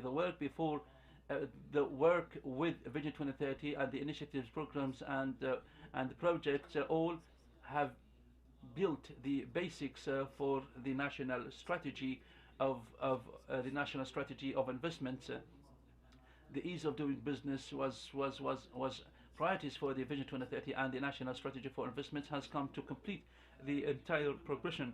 Some initiatives that have been referred to by me or by my colleagues are more concerned with providing and enabling investments in the Kingdom of Saudi Arabia, including Sharika program launch, and the National Committee for Incentives and the National Committee for Governance by certain government entities to motivate and incentivize high quality projects. Projects are assessed and evaluated, of course, based on governance and priority. We have, for example, the impact of economy and finance on the society, on citizens, and also on the competitiveness of the Kingdom of Saudi Arabia among the development and developing economies. We look into different projects with different motivations, different incentives, along with different ministries providing the support. We also remember the development and the enhancement and improvement of legislation and regulations. There are more than 600 pieces of legislation ever since Vision 2030 was launched, supporting the legislative environment and the investments, of course, environment, such as a new investment environment. What the Minister of Environment has done with the partners through questionnaire service, providing solutions for the challenges of investors. Investors used to face a lot of challenges to seize opportunities and where the opportunities are, and among these kind of considerations in the investment laws, and the investors can now reach and access to all things such as automation, digitalization of investment opportunities, as my friend Yusuf said. Also, the legislation relating to ownership. Foreign investors have 100% ownership. Also, certain investments for the investor journey, it was like very problematic, very knotty and thorny, and now, of course, the investor can register and can produce a license from anywhere he is in the Kingdom of which is the foreign investors are equally treated with local investors. There are other initiatives to create more opportunities to make the investment environment more attractive and more easy and much easier. Thank you so much, Dr. Saad. The second question, it is a mutual answer between you and Mr. Yusuf. What is one thing you are doing to provide better partnership with the private sector to enhance its own contribution and participation for the development and growth of the Kingdom of Saudi Arabia economy? Mr. Yusuf, please. Thank you. One of the most important initiatives for the National Center is to create networking with the private sector, particularly the fintech companies. It is not a secret. It is a partnership between the private sector and the Ministry of Finance. The center previously, so we always create partnerships, relationship, networking with the private sector. We have different products. with the private sector, such as banking guarantees and other products. We also are targeting also certain products such as giving data of the contracts to the financial sectors, which of course bridge a big gap in the market. The data of individuals are there in the banks by SAMA, but no data for corporate, no corporate data when it comes to like solvency or any problematic banking issues. Also, it is now being tested with one of the fintech companies. There are always workshops such as SAMA, and we also have workshops with the Saudi fintech and the national program for the development of for the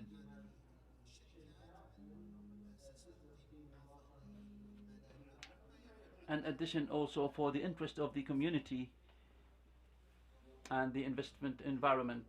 Any comment, Doctor?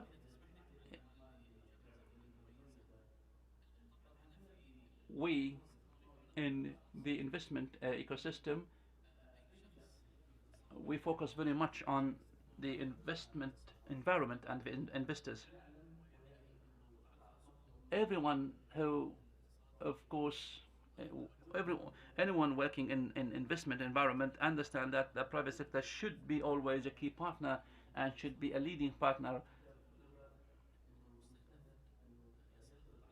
It is targeted that the private sector should be up to 65%, and it was about 40% or less than 40 before the launch of the vision.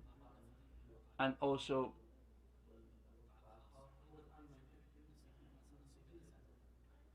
so it should be supported. When we support the private sector, we will see economic stability, financial sustainability, because it is very important to remove burden on the public budget. The private sector should be leading economy, should be leading investment. That is why the national strategy for investment has come in close cooperation with our partners in the private sector, in the public sector, to enable the private sector and provide it with all the investment opportunities, supporting all types of financial assistance and non-financial assistance, the aim of which is to contribute well enough to the national development of a growth and the growth of the economy. Recently, we have seen much progress, much development and growth based on the private sector investments, based on the regional centers that have moved to the Kingdom of Saudi Arabia, based on the high-quality projects that have come through Sharika program, and also through the local investors that we depend heavily on, that we expect that they will have the lion's share in terms of the investment opportunities. If we look back into the 3 years, we see the amount of investment has been double, twice in comparison with the recent 3 years. We see big numbers, of course, for investment opportunities, and we have gone beyond the targets. So these indicators, the performance is promising, but again, we have a long journey yet to come to work with the different sectors partners in the public and private sector to achieve our promising and ambitious targets to make us ahead of the world economies. Hope so as well. Thank you, Doctor. Mr. Abdulaziz Al-Oraifi, my question is to you. As a Sharik working to enhance investment opportunities locally for the big companies, what is your role to reduce the challenges, risks that face such companies? The program looks into enabling investment companies, part of which is to look into the challenges. As we said today, if you have any promising sector, so you need like regulatory environment. We also look into the different challenges. We look into the different companies, different in specific, of course, and we need also to look into this. So it is part of the governance of the program.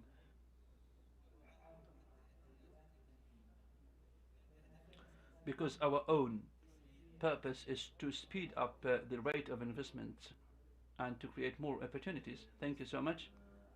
Mr. Abdulaziz, my question is to you, Mr. Saad. The foreign direct investment flow has reached over the recent 10 years high levels of opportunities.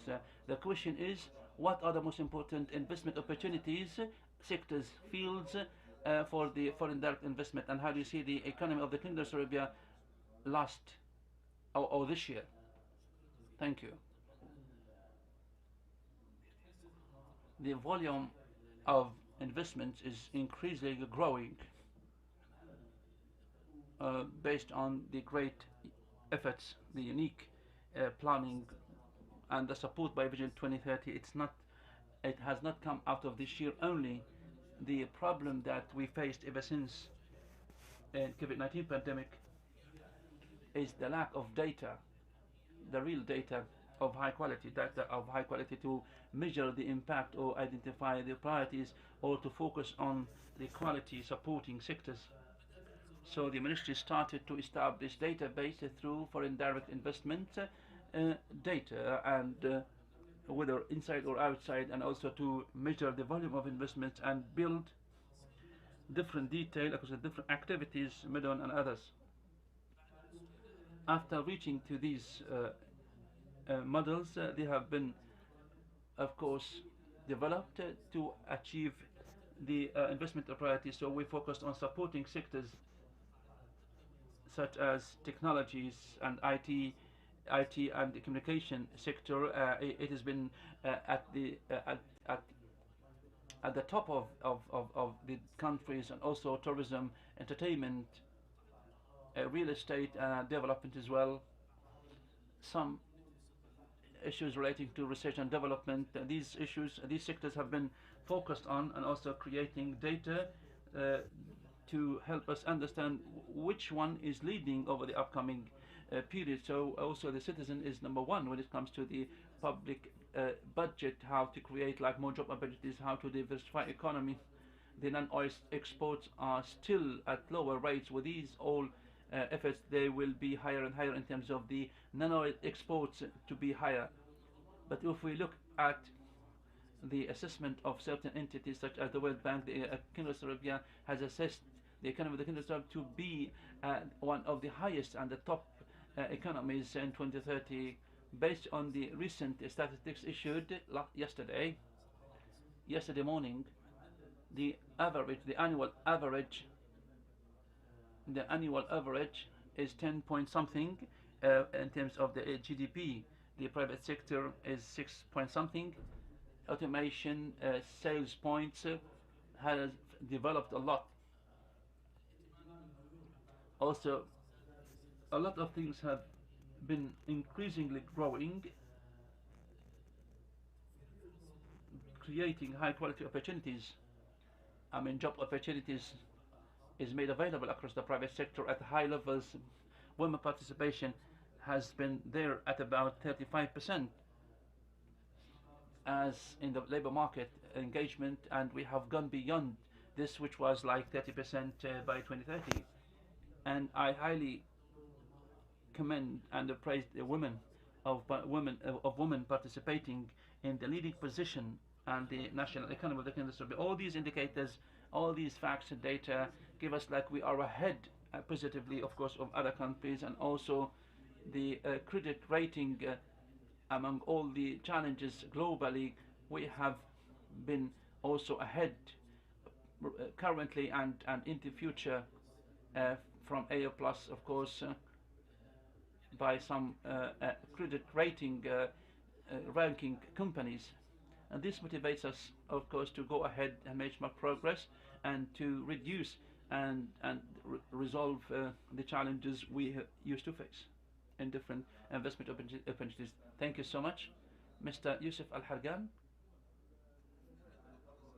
what are the most important figures and numbers that have been achieved based on the center, national center, being producing or providing such products or services? The question is clear, but would like to focus on digital transformation. This is very important. The Kingdom of Saudi Arabia is going through big transformation based on Vision 2030 of the Kingdom of Saudi Arabia. By the great support of the government, I am very much proud and honored as a citizen for the great transformation. What about the statesmen, the officials, the officers, the employees? And I would like to quote a statement and some numbers and figures. The digital government indicator, it was 43 and now it is 31. Digital skills, we were 17 and now we are now 7. Digital competitiveness, we were 38 and now we are 24. Innovation, we were 66 and now 51. Venture capital, and this has to do with our own topic, which is investments, we were 80 and now we are 7. We are among the top 10 in terms of business efficiency. We were 26 and now we are number 16. So we see the digital transformation coming into play in the Kingdom of Saudi Arabia. Let's remember COVID-19. When COVID-19 pandemic swept through the world countries, most of the countries, of course, suffered a lot. The Kingdom of Saudi Arabia, in the public budget investments, been able to accommodate and absorb this kind of challenge through the digital transformation. The private sector and the public sector entities have launched their own offers, programs, initiatives. Even now we introduced legislative reforms to go align and to be more resilient, like when it comes to the banking guarantees and warranties, but we introduced reforms into legislation which have been adopted in I'timad, the platform, while people at home, while in comparison with other countries, G20 countries, of course, opened their playing grounds for the social distancing. You see how much digital transformation helped us to enhance the investment environment, and also supporting the private sector to make the Kingdom of Saudi Arabia at higher positions than it is in terms of the investment environment. Thank you so much, Mr. Yusuf. Mr. Abdulaziz Al-Uraifi. 3 minutes for each, please, because we have 10 minutes only. Mr. Abdulaziz, what is the key objective for Sharika program that can help, of course, for the Kingdom of Saudi Arabia investment environment? The objective of Vision 2030 is to help the private sector contribute to 65 of the contribution, and we look at the national strategy for investment, the participation of big companies to Sharik to make investments holistically by 2030 up to 5 trillion. The role of the program is to enable the big companies to invest in the local investment or local economy. When we look at this, I believe the economic dimension or dimensions are so huge. When we look at the projects, we look at the economic return. For example, if a project in the company, we need to ask what is the impact on the emerging sectors, and also to reach to different supply chain or chains to create more job opportunities directly or indirectly, and to depend on local content as well in terms of export and production, or production and export and other targets, objectives, not just like on the local market, but also to give the ability to the company to reach out to different global markets for export purposes. And this will reflect differently on the robustness on the economy, the robust economy to reach the strategic goals. whether by the sector-based objectives or the Vision 2030. Mr. Abdulaziz, moving ahead, Doctor would like to speak about the impact of the financial economical reforms on investments and what are your aspirations to such roles to enhance investment environment and business environment as well.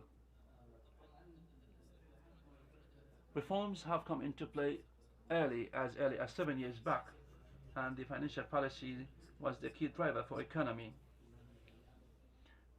Oil one day was the only driver to plan and to incentivize the economy based on the vision of 2030 and the visionary leader of His Royal Highness Crown Prince Mohammed bin Salman. The economy won't grow unless otherwise there is a kind of close cooperation and coordination between the financial, economical and the structural policies and the plans, whether in terms of the governance of investments, looking into the sustainability of the economy of the Kingdom of Ethiopia, diversifying the resources and the tax base that will not be there unless there is enablement for the private sector. Even the investor, when they come to the Kingdom of Arabia, they need to look into this economy and how sustainable it is. Is there any kind of risk, benefits, returns, risk loss, and also to enable the local or the global investors. Our role is to create attractive and competitive investment environments. Each country is always seeking to facilitate business and investments. And so this is a key role that we have to play always. But again, among the different initiatives that we are working on is to invest in Saudi Arabia initiative. It is a platform, a national platform that works to provide all the investment opportunity from different public entities. So we are an entity that coordinates, cooperates between the different entities to provide different investment opportunities from different regions, from different sectors, and also we work closely and daily with all the entities that provide us with such opportunities and projects in the private sector, such as like PIF and development funds and Sharika program. We also have supply chain initiative launched by His Royal Highness Crown Prince Mohammed bin Salman, and of course we face challenges the same way the world countries do face, of course, do face through provide like supply for all that is needed by the investors through exports or shipment, providing unique features and properties, characteristics through this initiative and other initiative or certain regions and investment opportunities. All these consideration gives us like motivation to work in different targets to reach our own ambitious goals. And most important for us is, as said, to diversify the economy of the Kingdom of Saudi Arabia, creating more job opportunities and also sustainability. And the more we work, the better. And of course, we support more and more directly or indirectly for the financial sustainability of the budget, which is the backbone of the Kingdom of Saudi Arabia. Thank you so much. Mr. Yusuf, big achievements and the great efforts made by the government entities to create a very attractive investment environment. How much this National Center has contributed to enhance the investment environment in the Kingdom of Saudi Arabia? Let me talk figures and what the National Center provides. We have different and diverse clients and customers. We have the government entities, we have individuals, and we have retail individuals, and we have also the private sector. The number of stakeholders from I'timad platform is more than 2 million customers or clients. Just imagine these 2 millions, how they communicate with the government entities in different competitions, payment issues, the number of flights, number of journeys, the number of time provided, and so on. The second one is the payment orders that go into اعتماد platform. It is 2,900,000 orders. Even the amount of money, the amount of papers being saved, and regardless of the time, regardless of the efforts, regardless of the thinking time. We also speak about 2,003,000 invitations. Here is a high economical impact. Also, when it is like paper, for example, or visit, make sure that the number of people applying to this competition will be limited and very much less, because monopoly may come into play. Because once you make it possible for people in different ways and in easier way, and make such service available for all and acceptable for all, it means you are increasing the number of opportunities, job opportunities, the number of people applying. And we are trying, of course, our best to enhance like the cooperation coordination between the transport companies and the other government entities. One of the most important things that we feel proud of is to support the Ministry of Finance, the Ministry of Human Resources and Social Development, and the different government entities to control the procedures. And this has been seen, of course, this has been seen by different government entities. Most of the payment orders are paid within 15 days. We were speaking about, in the past, it took 60 days. Some kind of a payment took 2 years, and now we can speak about 15 days only. This won't be possible without this blessed and promising vision and the great efforts made by the government entities and the Ministry of Finance. Thank you so much, Mr. Yusuf. At the end of this session, I would like to express my appreciation and the excellencies and those who have impacted positively on this session to speak for the great contributions, for the great insights, ideas to solve the challenges faced by the private sector, and the great contributions, figures, numbers, and data about investment in the Kingdom of Saudi Arabia. Thank you ever so much as well. Also, ladies and gentlemen,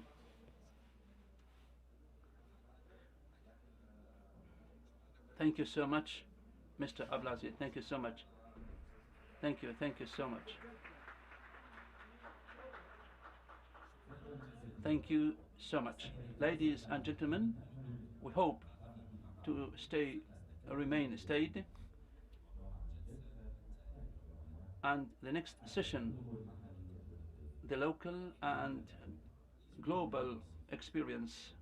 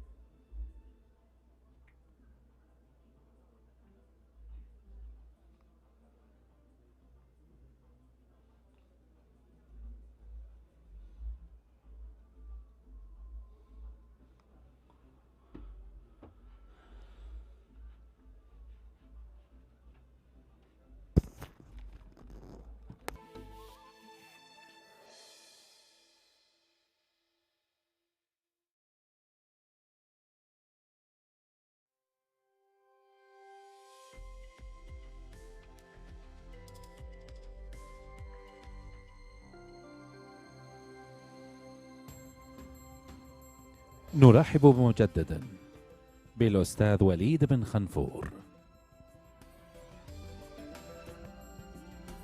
Would like to welcome again with Walid bin Khanfour on stage. Hello again. Welcome all.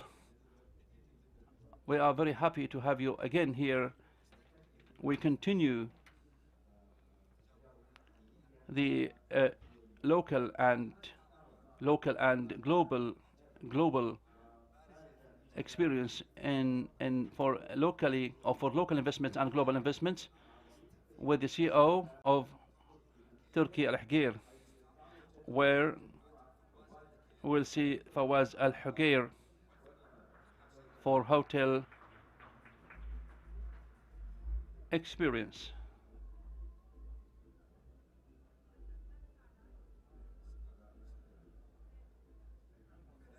And also the Vice CEO Amir Al-Ajmi, Engineer Amir Al-Ajmi, to speak about Al-Fanar experience.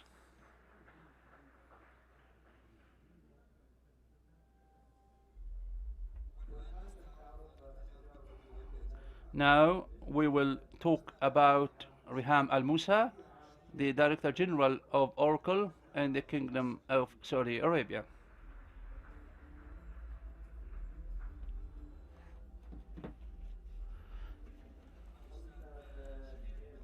Mr. Mshaim Biki, the CEO of Lulwa for the big supermarkets and malls.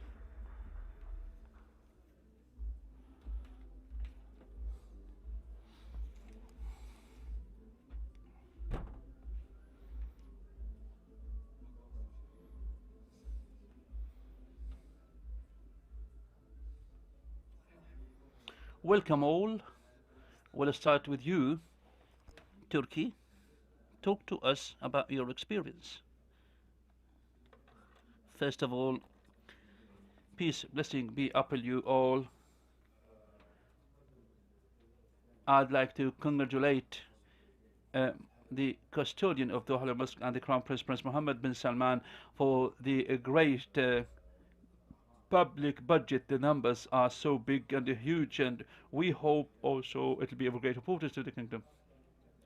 Also, as Fawaz Al-Hugayr, we are working in 28 countries, so we are fully aware of the global markets, and we are seeing how competitive it is in terms of procedures with the competitiveness of the different countries, the public sector and the private sector. Proudly enough, we say that the Kingdom of Saudi Arabia is among the best investment environment that is attractive across the region and also other regions as well. There are different facilities, excellent facilities that have come into play, whether the public sector or the private sector. In the past, it was the public sector that was just regulator and legislative, and now we see also the private sector institutions have become key partners for one goal, one objective. The public sector cannot be only a regulator, can be always supporter in fighting the Saudi companies to go beyond the Kingdom of Saudi Arabia, while at the same time the foreign companies getting into the Kingdom of Saudi Arabia market, creating more competitiveness, benign and positive competitiveness, opening high exposure and the presence for Saudi companies outside or abroad.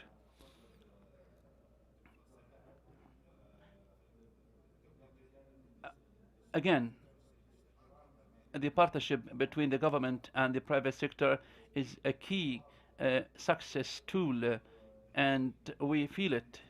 So today we're speaking about the Kingdom of Saudi Arabia. Not before 5 years. Last year is different from this year, and I am pretty sure, based on the Vision 2030 and the great efforts made by the Custodian of the Mosque and His Royal Highness Crown Prince, the kingdom will be in 2030 will be far much different from now, and also more and more will be more uniquely impressive because the private sector and the public sector are working as one team, and now we are coming to feel it. COVID-19 has come into play, and we proved successful in COVID-19 pandemic. All the countries suffered from this, and we are considered ourselves, or we are considered by others, that we are the least suffering in terms of the. And based on this, of course, I'd like to express my appreciation and gratitude to the custodian of the Holy Mosque and the Crown Prince, Prince Mohammed bin Salman, for all the people as well working in the government entities for the great efforts made. Thank you so much. Thank you, Turkey Al-Hugayr, CEO of Al-Hugayr and real estate and hotel development. Welcome again. What is your experience, please? Peace, blessing, mercy be upon you all. I would like to congratulate all of us, you and me, myself, for the promising budget, public budget, in given the wise leadership and government of the Kingdom of Saudi Arabia, headed by the Constitutional Mosque and the Crown Prince, Prince Mohammed bin Salman. Allow me to take you to a journey just 25 years in the past.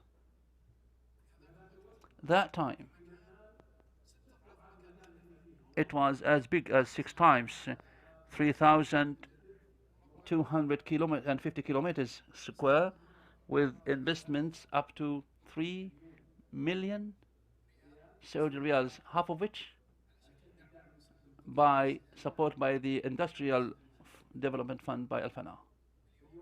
Today,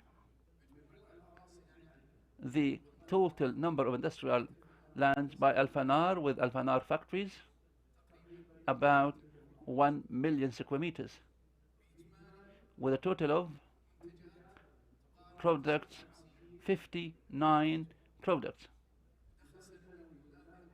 Annual income, about 11 billion Saudi riyals, assets up to 7 billion Saudi riyals. All these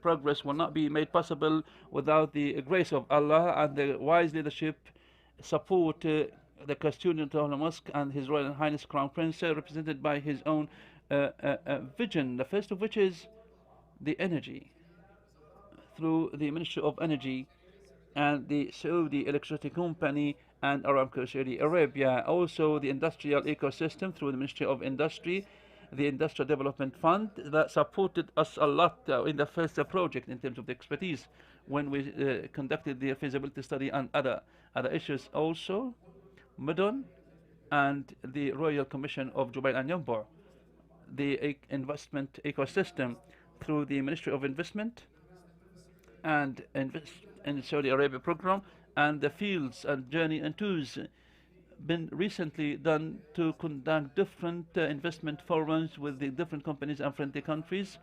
And the last one, or the recent one, was the investment forum that accompanied His Royal Highness visit to Korea. We have signed 3 agreements up to 7 billion Saudi riyals. It is all to enhance and attract investment. The journey to this was not paved. The way to the journey was not paved. There were challenges. Some of the challenges, for example, the foreign product, the spread of the products that are fake. Also the preparation of the product, also calling for products that are American or European products. Yes, there were factors that helped us to go beyond these challenges. Also 3 factors, the first of which is the government legislation. For example, number 1, also the programs made to combat any kind of fake production or product measurement, and ISO programs, and also one program which is very important, launched by in 2016, 6 years before, launched by the Crown Prince, Prince Mohammed bin Salman, which is the local content, the minimum level of local content when it comes to government procurement, and also other companies such as Iktifa and Aramco and Saudi Electricity Company. Here we're speaking about the local content authority. This is one of the most important issues that supported, of course, the local content industry. The second point that helped us to avoid the challenges, of course, quality for our products also made us very much competitive. For example, like replace our product without any kind of discussion. For 25 years, we also work to develop it like continuously to be number 1 option. Number 3 of the options, or that helped us, of course, to cope up with the updates, global updates and local updates as well, to focus on sustainability. Number one, to focus on investments in renewable energy. In 2016, we started a investment project in Spain, 500 megawatts, which is wind energy. In India, 6 in Egypt, 50 megawatts solar system. In the Kingdom of Saudi Arabia, 200 megawatts solar system, and part of which is solar system that is over the sea. And we also acquired last year a factory, that a biggest factory when it comes to the wind producing, to be the first Saudi company to have a company or a factory that produces wind energy. Also the research and development center in Germany, again the patent, and here I would like to refer to this later. The second point, our own interest in automation and digitalization. This was focused on our acquisition in 2016 on a factory, one of the biggest factories in digitalization, automation in Spain, up to full acquisition, up to 550 million Saudi riyals for the smart meters, digitalization, automation for electricity. And this has made us, by 2019, we were the only Saudi company to replace 5 million smart meters. Of course, we did so in COVID-19 pandemic period in 13 months, of course, supported by His Royal Highness, the Minister of Energy, Prince Abdulaziz bin Salman, and the Saudi Electricity Company. The third point, and the focus on sustainability, is a project of producing a clean fuel of planes in Britain, up to 1 billion Saudi 1 billion pound, which is up to 5 million, of course.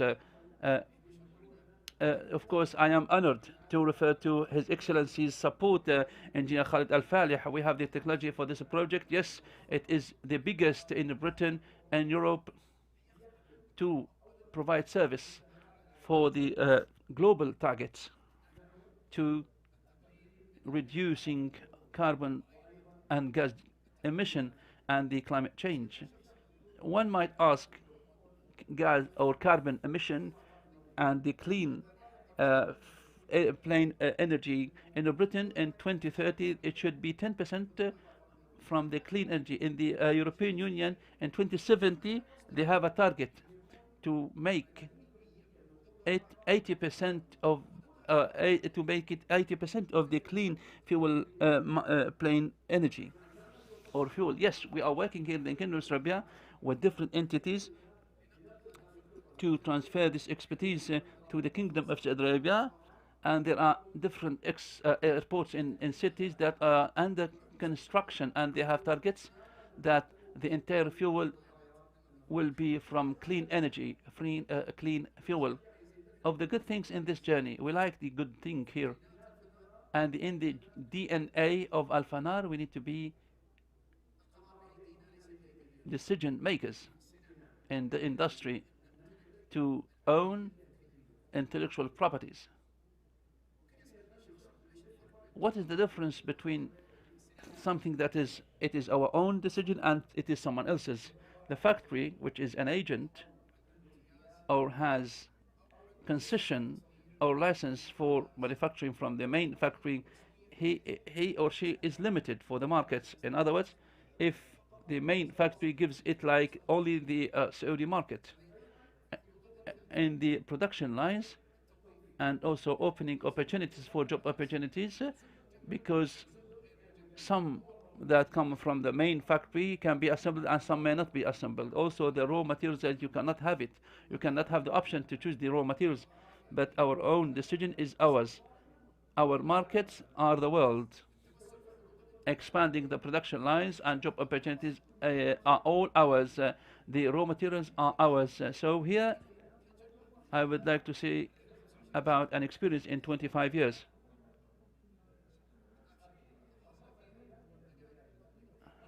We have shown how women have been enabled in the switches and meters in Al Fanar factory.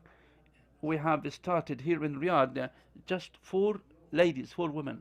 Now in the same factory and energy, 800 women. And what are they doing exactly? They are working on production lines, quality control, and also the commissioning of the most sophisticated manufacturing machines. And also they contribute to making such kind of machines through automation, through the experience they have gained. As for the raw materials, we have all the plastic that we use is all from SABIC. This is the success story. With all the stages, I have cut this short, and I have summarized the national industries made in Saudi Arabia.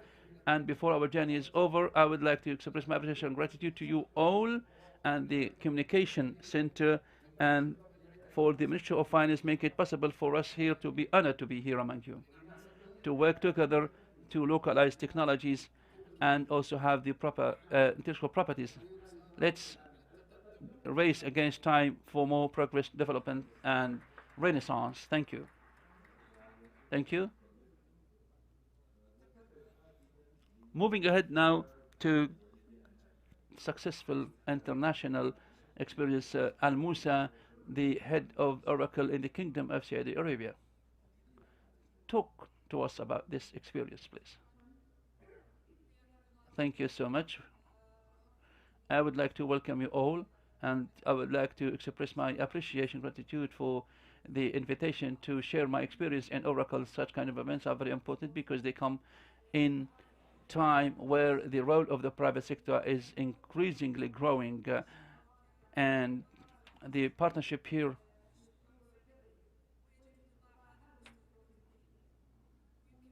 and also Sharik program is one of the most important indicator that the role of the private sector is becoming more important.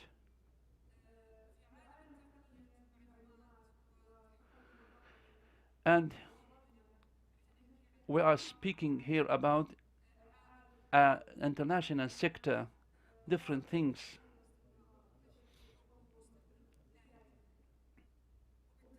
With this in mind, of course,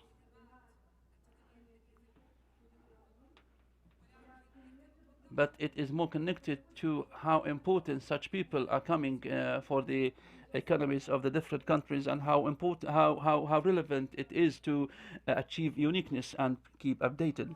In Oracle,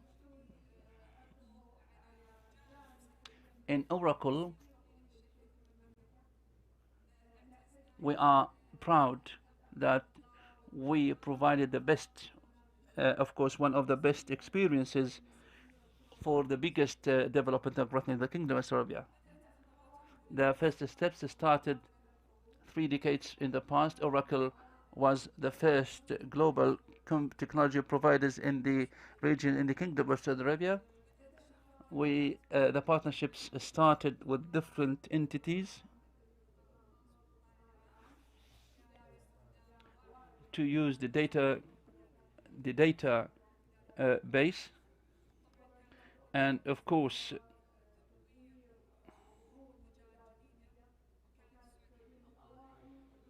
the Kingdom of Saudi Arabia was the first to have received the documents. We have now created different partnerships, long ones with different entities,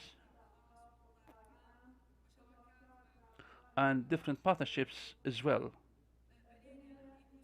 We have built a strong ecosystem, and we have also in the Kingdom of Saudi Arabia a number of international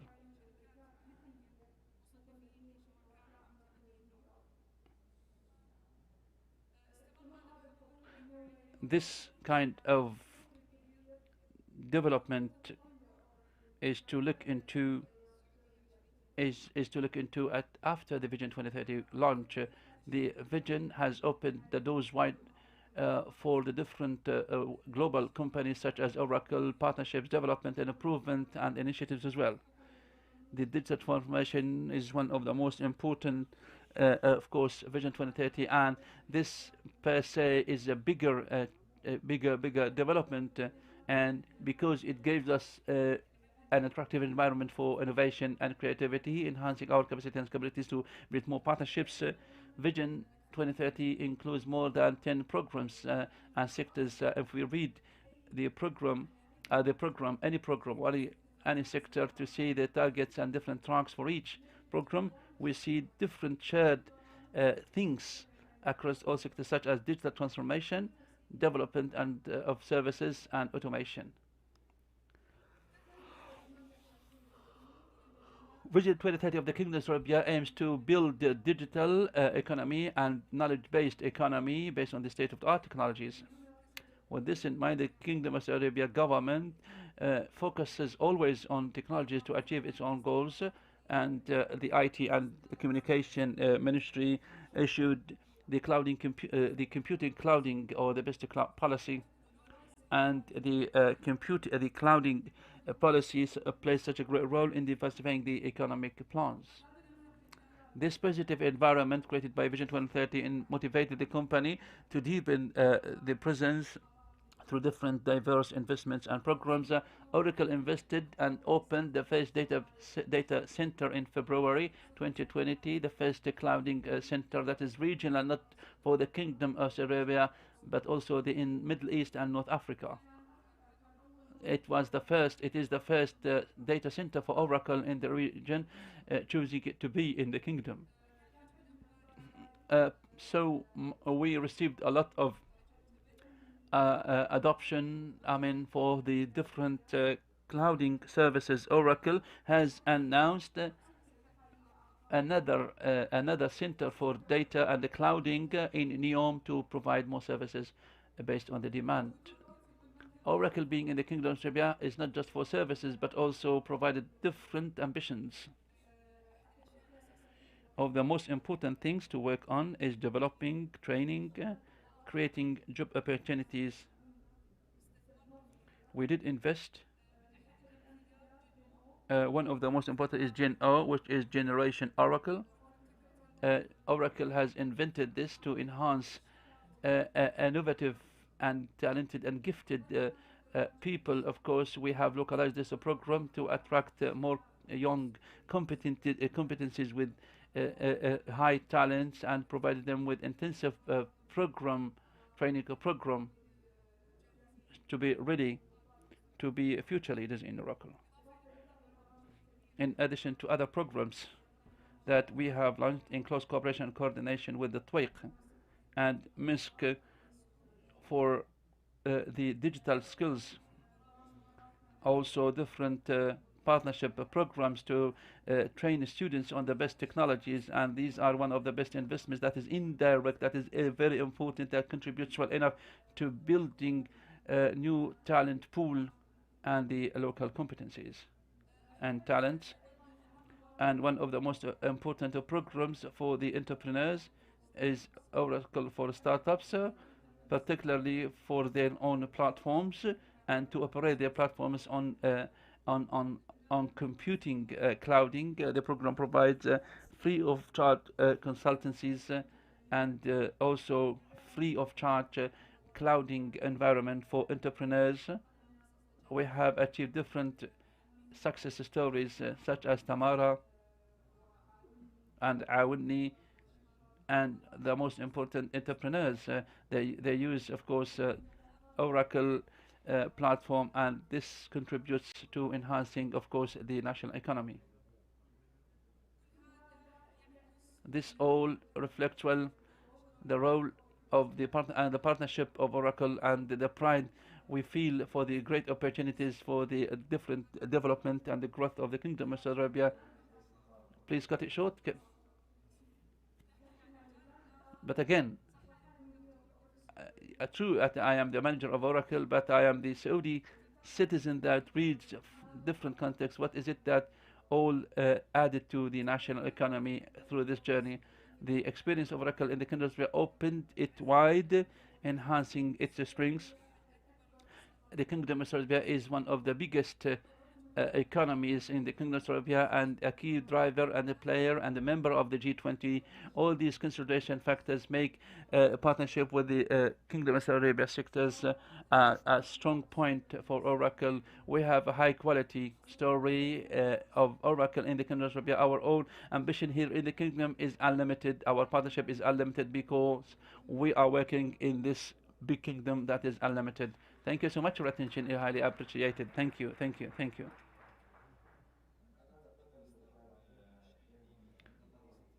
Moving ahead now, Mr. Shayman هو المدير التنفيذي للولو. Thank you. I'd like to ask you about your experience, of course, here as a foreign investor or foreign investment in, or international investment, I'm sorry, in from the kingdom. Thank you very much. We are extremely pleased to be here in this knowledge sharing session. If you are asking me about the experience in Saudi Arabia, in one word, it has been fabulous. We got licensed to operate in Saudi in 2010. 2010 we opened our first outlet in Khobar, and the capital requirement was about 30 million by Ministry of Investment. Today, after 12 years, our investment stands at 1.8 billion in Saudi Arabia. And 28 outlets are being operational, hypermarkets are being operational. We are also permitted and awarded to serve the communities in one of the most prestigious and the most profitable company in the world and the crown jewel of Saudi Arabia, Aramco. We are operational, serving their community since 10 years. We are also serving one of the most rapid military forces in the Middle East, Saudi Arabian National Guard, their residential villages as well. We are also serving the city outlet in the city of Neom. When it was announced 4 years back, people were doubtful about the realization of the project. Alhamdulillah, today we have a shop serving the community there as well. This shop itself is in line with the vision of the city itself. It doesn't have paper bags, it doesn't print bills, it doesn't, all the energy which operated, this shop is operated is coming from sustainable sources. So all these key factors that have been portrayed in NEOM are already reflected on our shop there. And you can see a few meters away from here, from this conference room, we have a shop in this Capsark Center as well. And moving forward in Saudi, we have a whopping 20 new hypermarkets are being set up. Earlier, when we operate in Saudi Arabia, we used to carry sessions for products from certain countries like US, UK and all. But currently, when we go to our shops in Middle East, you can see a session for Saudi Arabia. So instead of having them from UK or US, we are having that product produced in Saudi Arabia. Mr. Shim, I'll give you an extra 60 seconds due to the time, so if we can just... Sure. It is being sent to the Middle East in other outlets of Lulu in the Middle East, and there is a section carved out for Saudi Arabia. So instead of importing products earlier, now we are a net exporter of products from Saudi Arabia. Thank you so much. I apologize for the time, but hopefully next time also you'll get more time on stage to share that experience. I appreciate you. Thank you. صوت عندك راح. Apologies.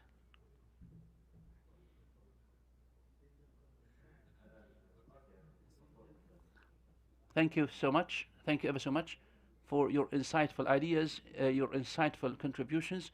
Thank you ever so much for your own words. Thank you, thank you, thank you. Thank you ever so much again for your insightful contributions, for nice experiences and inspirational expertise. I hope I had have more time to talk to you, to listen to you, to contribute more and more. Thank you so much, ladies and gentlemen. I am very much honored and delighted to be here during this session. I hope that the session has been productive, helpful to you all. and we hope to see you again in upcoming events. Thank you very much. Your attention is highly appreciated.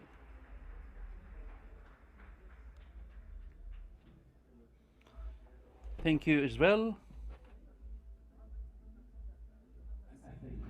Ladies and gentlemen, with the end of this knowledge gathering, now the events, the activities of budget forum activities are over. Hoping to see you in 2024. Thank you very much. Your attention is highly appreciated.